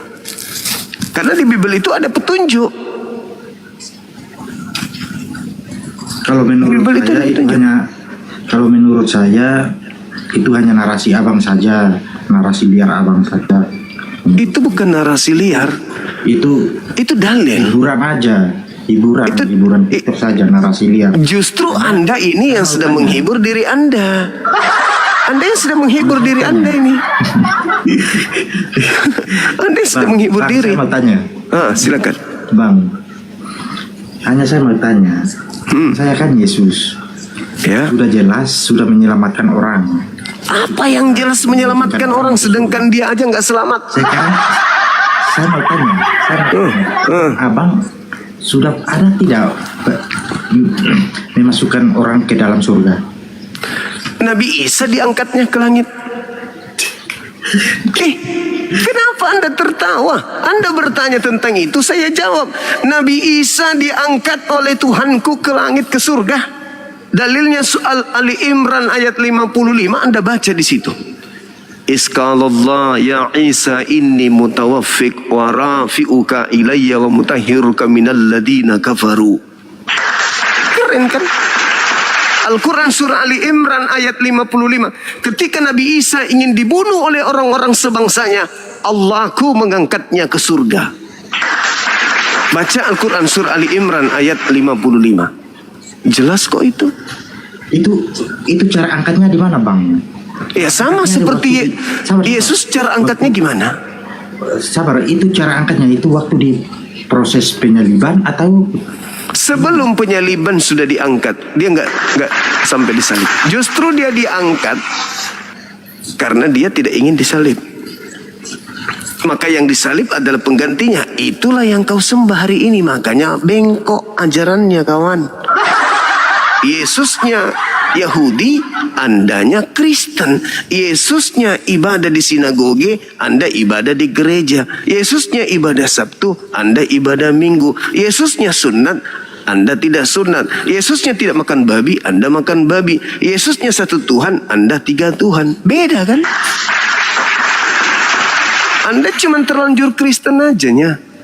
Coba kembali ke setting, ke Pak beri ulang lagi. Apa itu? Gunakan akal. Habis itu baca Bible dengan akal. Jangan dulu menjadi Kristen, jangan dulu menjadi Hindu, Buddha, Islam, jangan. Netral aja dulu. Netral, jangan beragama. Habis itu buka. Anda akan menemukan betapa jauhnya Anda dari akal sehat Anda selama ini. Bible mengatakan Tuhan tidak akan mati. Tuhan itu hidup selama-lamanya. Tuhan tidak pernah dibentuk menjadi makhluk. Tuhan bukan manusia, bukan anak manusia. Yesus adalah utusan Tuhan. Dia adalah anak manusia. Ketika Anda melepaskan cangkang, betul. Nah, terus betul di mulut. Betul di mulut. Tidak begini. Tapi di praktek tidak betul. Yesus adalah utusan, Yesus adalah anak manusia, itu saya setuju. Tapi berbeda. Tapi ada tapinya. Tapi ada tapinya kan? Ya. Nah, kenapa ada tapinya? Coba Anda baca 1 Yohanes 3 nomor 2. Boleh Anda bacakan saya? Berapa? 1 Yohanes 3 nomor 2. Kan ada tapinya tadi kan?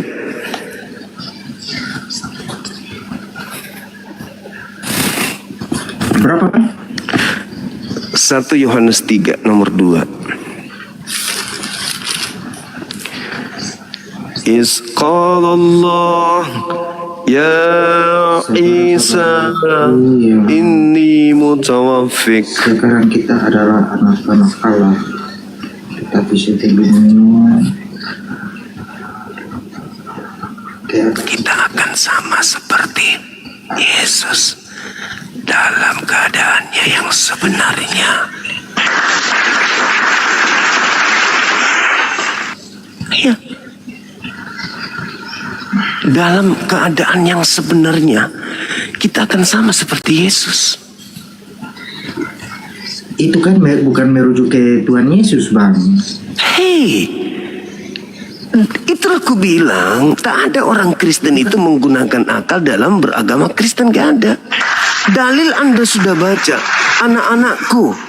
Anak-anakku katanya, memang belum nyata apa yang akan terjadi kita nanti. Itu kan merujuk ke saya, kayak merujuk ke kita. Oke. Nah, terus Anda kenapa nggak baca besar-besar supaya kita dengar juga? Sebab kita akan melihat Yesus dalam keadaannya yang sesungguhnya. Kita akan sama seperti Yesus dalam keadaannya yang sesungguhnya. Kalau dalam keadaan yang sesungguhnya Yesus itu adalah Tuhan, maka kita adalah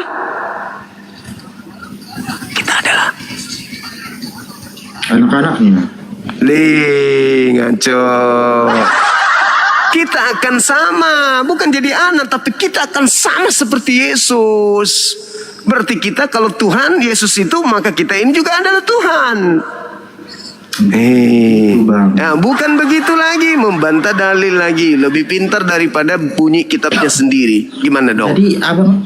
Jadi abang tidak mengakui Yesus Tuhan begitu? Ya memang dia tidak mengakui Tuhan. Hidup kekal itu adalah mereka mengenal aku sebagai utusan Tuhan, bukan sebagai Tuhan. Kesaksian Yesus. Lukas 2 ayat 11 itu bagaimana menurut abang? Pada hari ini telah lahir bagimu juru selamat Kristus Tuhan di kota Daud. Tak ada yang salah. Kristus itu apa? Kristus itu apa? Kristus itu kan juru selamat. Manusia atau Tuhan? Yang juru selamat itu berasal dari mana kalau bukan dari Tuhan? Tunggu. Kristus itu manusia atau Tuhan?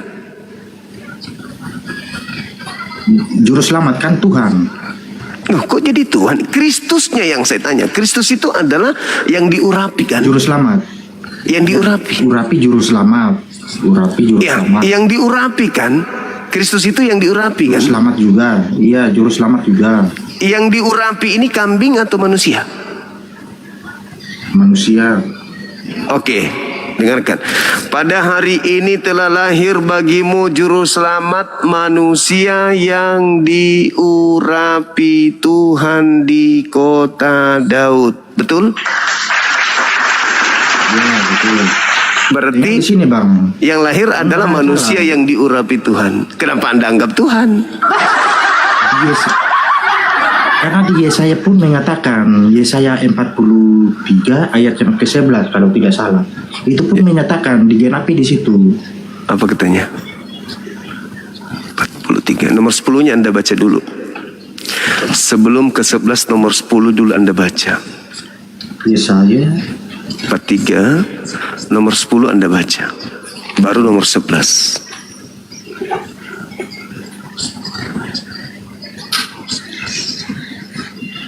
Kamu ini saksi-saksiku. Demikianlah firman Tuhan. Ini firman Tuhan.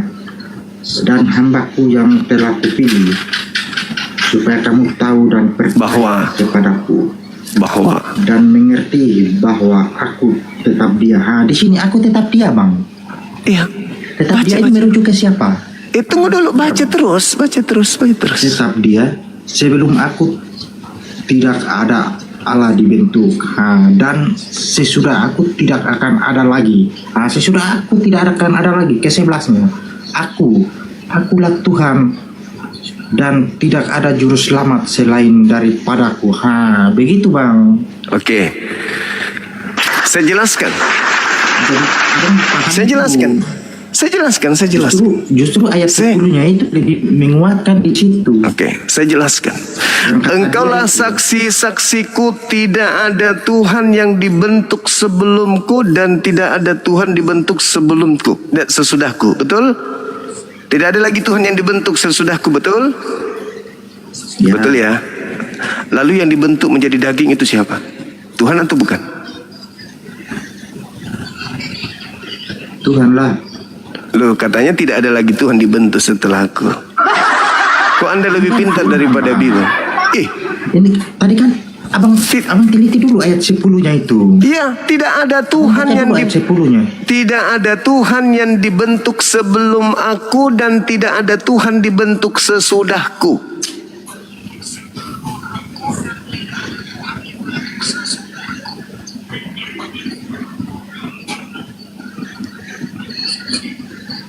Sesudah Tuhan berbicara kepada Yesaya di abad ke-6 sebelum Masehi, tiba-tiba saja ada yang dibentuk menjadi daging, katanya Tuhan. Error enggak tuh? Itu kan firman, Bang. Berarti bukan Tuhan kan? Kok bukan Tuhan, Bang? Lah, kan tak ada lagi dibentuk. JC itu jelas tak ada lagi Tuhan yang dibentuk. Tidak ada Tuhan dibentuk setelah aku. Ini merujuk ke Lukas. Ini merujuk ke Lukas apa? Lukas 2 11. Loh, kok jadi kenapa 11. Katanya nggak ada Tuhan dibentuk. Kenapa ada Tuhan dibentuk jadi manusia? Mana yang betul? Terus nomor 11-nya, tidak ada juru selamat selain daripada aku. Oke? Yesus itu mengatakan apa? Itu merujuk ke sang Yes, betul. Yesus diutus sebagai juru selamat dari sang juru selamat. Akulah jalan, akulah kebenaran, akulah hidup. Tidak ada yang sampai kepada siapa? Bapa tanpa melalui aku. Jadi Yesus itu bukan yang sang juru selamat itu. Dia utusan dari sang juru selamat. Jadi bukan Yesus. Coba Anda baca Yesaya 3 nomor 9. Yesaya 63 nomor 9. Coba. Jangan gengsi bang, belajar, lembutkan hatimu saudaraku. Anda gagah, udah cakep, sedikit lagi cantik. Berapa bang? 63 nomor 9.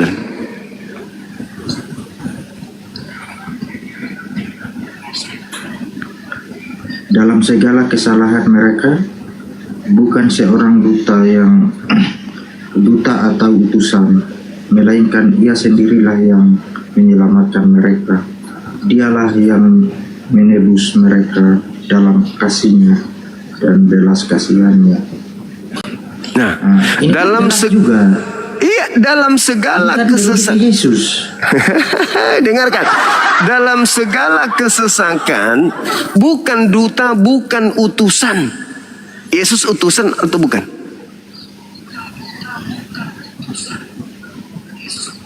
Ya. Nah, berarti bukan Yesus, tetapi aku sendirilah. Bukan Yesus, aku sendiri. Makanya Yesus mengatakan apa? Aku tidak dapat berbuat apa-apa dari diriku sendiri. Aku tidak berkata-kata dari diriku sendiri. Kenapa? Apa yang kau dengar dari aku itu bukan dari aku, tapi dari Bapa yang mengutus aku. Makananku adalah melakukan pekerjaan yang diperintahkan Bapa untuk aku kerjakan. Bukan utusan. Yesus itu cuman penyampai firman. Bukan Yesus, bukan duta, bukan utusan. Yesus, Yohanes 5 nomor 36.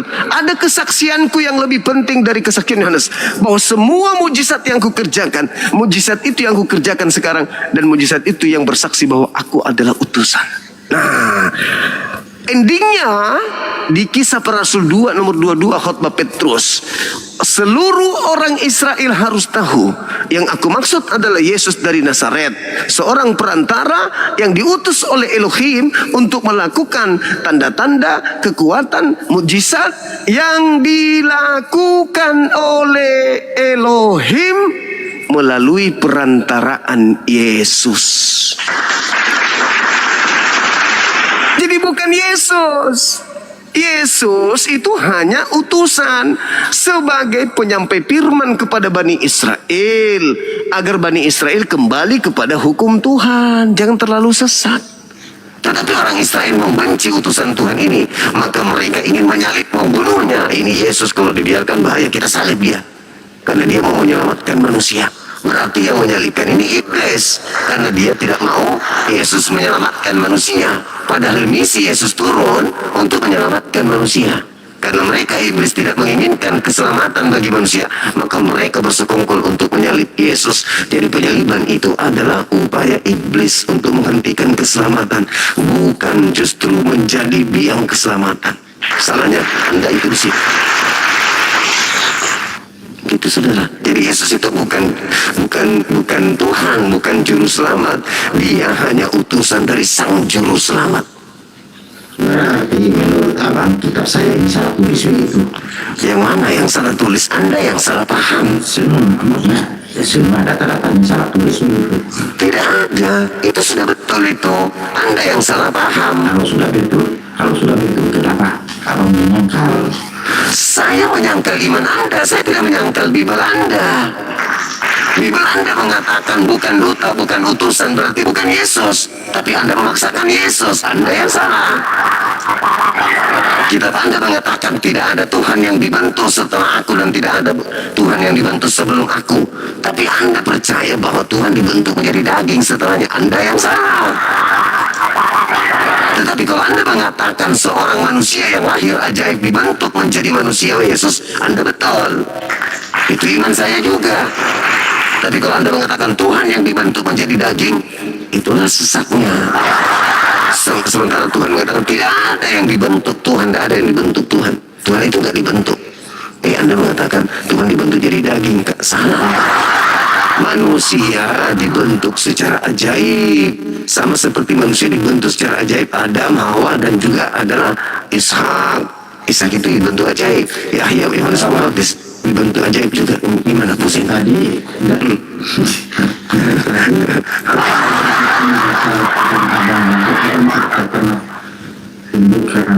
Tuhan saya itu cara membuktikannya tidak seperti agama pagan. Agama pagan ketika dia ditanya, mana Tuhan lo? Itu dalam ayunan lagi minum cucu. Itu di agama Anda. Betul kan? Benar nggak? Betul tidak? Jawab dulu. Mana Tuhanmu, wahai saudaraku XS? Itu lagi ada di atas salib, dipaku. Begitu kan cara membuktikan adanya Tuhan di agama Anda. Kalau saya tidak, cara membuktikan Tuhan saya ada sama seperti nabi-nabi membuktikan Tuhan itu ada, seperti Yesus. Yohanes 5 nomor 37. Tuhan yang mengutus aku tidak pernah kau lihat, suaranya pun tidak pernah kau dengarkan. Tuh, itu cara Yesus memperkenalkan Tuhan. Sama kalau Bang Suma ini pandai berbicara, tapi memang kalau ditanya Qurannya itu, kalau saya jawabnya itu lari ke dalam kitab. Saya belum selesai, Anda potong. Baru saya mau masuk ke Al-Quran, Anda potong. Saya katakan cara membuktikan Tuhan di Islam, adanya Tuhan di Islam, sama seperti nabi-nabi mengajarkan bagaimana menyatakan Tuhan kepada kaumnya, seperti Yesus. Yohanes 5:37. Al-Quran mengatakan apa?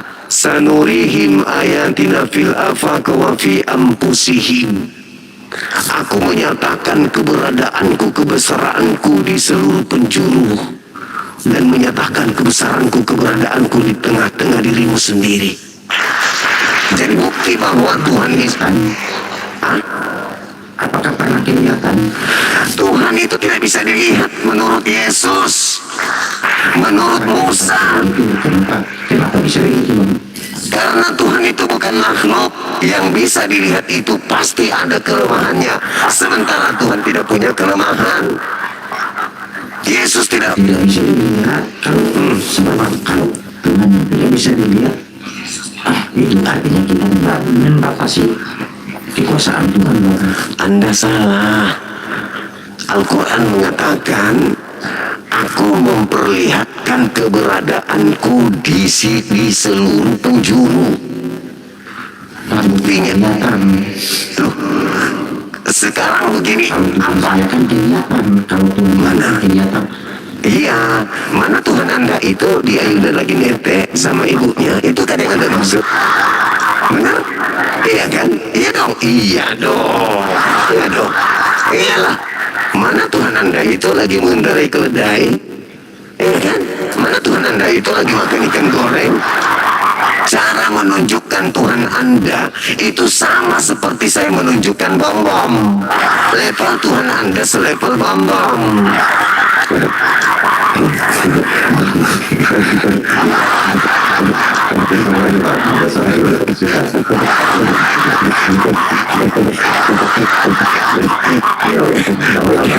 Oke, sudah.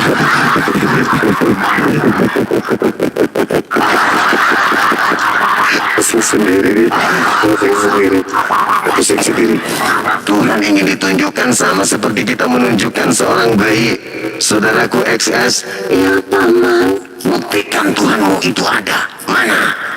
Tuh, di ayunan lagi nangis. Itu cara menunjukkan Tuhanmu ada. Rendah kali. Sama seperti ketika saya menunjukkan, mana bom itu lagi nya sekali 3 kilo. Sama berarti Tuhan kok begitu. Sementara Yesus mengatakan, Bapa yang mengutus aku, kamu tidak pernah melihatnya, suaranya pun tidak pernah kau dengar. Kenapa turun? Dia minta turun, oleng sendiri. Kena smash, kena langsung. jantungnya melepuh, langsung ginjal langsung meleleh. Ketika ditunjukkan mana Tuhan lo, kenapa Tuhan lo tidak bisa dilihat. Jangan kau samakan Tuhan kita, jangan. Ketika Tuhanmu kutanya, hei saudaraku XS, pengen dong lihat Tuhanmu. Oh maaf Bang Zuma, dia lagi makan soto Betawi di dalam. Ada apa ya? Enggak, aku mau kenalan sama Tuhan lo. Anda Tuhannya XS? Iya. Nama Anda siapa? Yesus. Kelahiran tahun berapa? 1. Ada yang bilang 3 sebelum Masehi. Tanggal berapa lu lahir? 25 Desember. Usia lu sekarang udah berapa? Ini ulang tahunku yang ke 2000 berapa gitu. Oh, iya. Anda yang menciptakan ini semua. Menurut tanggapan orang, iya. Menurut Anda sendiri, boro-boro menciptakan ini sendiri. Menciptakan tanganku aja aku, bukan aku kok. Jadi Anda yang dituhankan sampai XS. Iya. Anda gak marah, tunggu aja hari pembalasan, aku usir dan aku tunjang pantatnya sampai ke neraka. Jadi Anda dendam lah. Kenapa dendam kali? Ya dendam karena ya malu aku sama Tuhanku lah. Aku tidak pernah mengajarkan dia kok. Katanya orang-orang ini menuhankan diriku, padahal aku gak pernah memerintahkan mengajarkan mereka menuhankan diriku. Katanya aku pernah mengajarkan diriku ini Tuhan. Aku praktekkan ketika aku datang, aku menangis, sujud, berdoa semalam-malaman kepada Tuhanku. Aku pernah dituhankan orang-orang cupu ini. Siapa tanya mereka? Aku juga tahu. Masa Bang semua gak tahu? Yang aku tahu dia suka makan babi. Oh pantas aja. Dulu zamanku aku buang itu roh iblis semua masuk ke dalam babi. Jadi di zaman sekarang mereka makan lagi. Iya. Pembuangan sampah iblis aku buang ke situ. Sekarang dia malah buang masuk ke dalam perutnya. Ya oh pantaslah. Pantaslah kata Yesus. Jadi gitu. Sekarang Anda mau minta mana Tuhan umat Islam lu? Dalilnya mengatakan sanurihim ayatina fil afaq wa fi anfusihim. Itu dalilnya.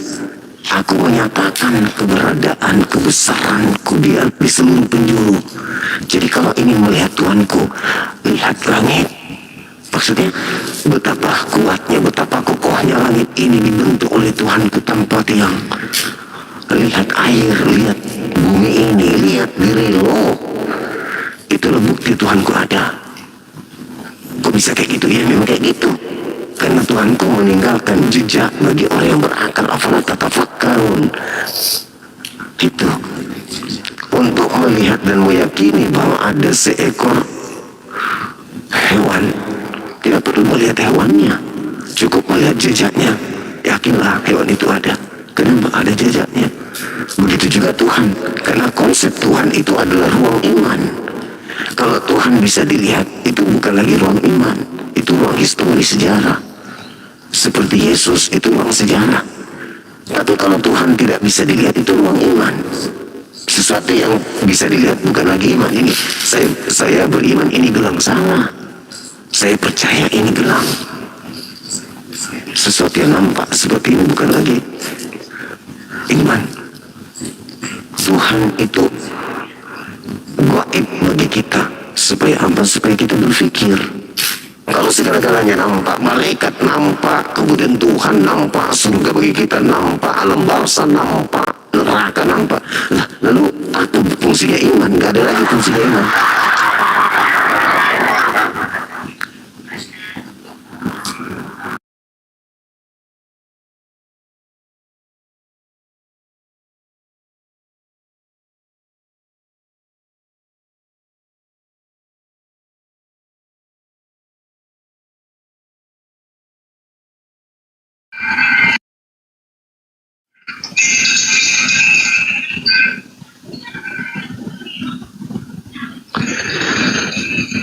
Begitu. Ya, jadi kalau Tuhan sudah menampakkan diri, malaikat nampak, iblis nampak, surga nampak, neraka nampak, alam barzah nampak. Lalu buat apa? Nggak ada lagi iman, nggak ada ruang iman di situ. Nggak ada nampak. Begitu Tuhan kelihatan, nggak ada lagi orang bermaksiat. Sholat aja terus. Kenapa? Neraka udah kelihatan. Siapa yang mau ke neraka? Gak ada lagi ruang iman. Karena semua sudah nyata. Makanya kita dikasih akal, dikasih ruh. Akal dan ruh adalah dua cahaya yang Tuhan titipkan ke kita untuk sampai kepada Tuhan itu sendiri. Kalau Tuhan sudah ada, kelihatan, siapa lagi yang bermaksiat? Lalu buat apa lagi dunia ini dibuat? Sementara dunia ini adalah tempat kita diuji, digembleng untuk kita menggunakan akal sehat. Makanya diutus para nabi, diwahyukan kitab-kitab untuk kita jadikan sebagai acuan kembali kepada pencipta. Ya kalau Tuhan udah kelihatan, ngapain dunia ini ada? Langsung aja ke surga. Gak ada yang ke neraka. Kalau Tuhan kelihatan, gak ada ke neraka, semuanya taat. Karena Tuhan itu maha besar, Tuhan itu maha kuasa, Tuhan itu maha perkasa. Maka orang-orang yang sudah melihat Tuhan, tak ada lagi yang tidak taat kepada Tuhan. Ibadah aja terus kerjanya. Tidak ada yang mau melakukan aktivitas yang lain. Sehingga neraka percuma diciptakan. Kenapa? Nggak ada yang mau ke neraka. Siapa yang mau ke neraka setelah melihat Tuhan itu ada? Nggak ada. Nggak ada ke neraka. Jadi akal tak perlu dicipta akal. Kita seperti kerah, kita seperti monyet. Ya. Karena tanpa akal pun kita sudah bertuhan kan? Karena kita sudah melihat neraka surga sudah tampak bagi kita. Ya siapa yang bermaksiat? Siapa yang kemudian mau berdosa? Nah kalau tidak ada yang berdosa, lalu apa fungsinya sifat maha pengampun pada diri Tuhan? Tidak ada fungsinya. Sementara sifat-sifat yang ada pada diri Tuhan itu berfungsi. Untuk itulah kemudian kita punya potensi untuk bermaksiat, punya potensi untuk bertobat. Begitu. Selamat malam saudara calon presiden tahun 2029. Assalamualaikum Bang Juma. Waalaikumsalam warahmatullahi wabarakatuh. Enggak, saya cuma mau nanya aja Bang, saya Muslim. Apakah saya akan menjadi tim sukses Anda di tahun 2029? Tergantung.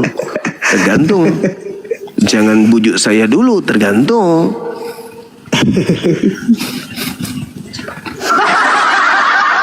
Salam kenal Bang, saya dari Sukabumi, Jawa Barat. Oh iya, saya kalau Anda suka bumi, saya suka duren. Silakan. Enggak, saya mau... mati aja. Dinda beliau mau bagi-bagi tadi, bagi-bagi duren dari Sukabumi. Kumaha. Jadi gitu ya teman-teman sekalian. Jam 3 lewat sudah sekarang, lewat 19 menit. Saatnya kita tidur, saatnya kita istirahat. Ilmu itu penting, tetapi istirahat juga penting. Ya, jadi saya berharap teman-teman semuanya, apa yang kita sajikan pada malam hari ini itu bisa menjadi bekal ilmu untuk kita semua, agar kita bisa menjaga diri kita, menjaga anak-anak kita untuk jangan salah langkah. Ingat, iblis dalam menyesatkan itu memoles kemaksiatan itu menjadi berasa indah. Kalau di Islam sudah sangat jelas, Tuhan satu, Tuhan tempat beribadah, Tuhan beranak tidak diperanakkan, Tuhan tidak serupa dengan apapun. Lalu kita beribadah kepada pencipta langit dan bumi, kita tidak ada objek bahwa kita harus menyembah kepada manusia, patung, atau menyembah kepada pohon, menyembah kepada gedung. Itu nggak ada dalam Islam. Jadi ketika kita teriak Allahu Akbar, duhai Engkau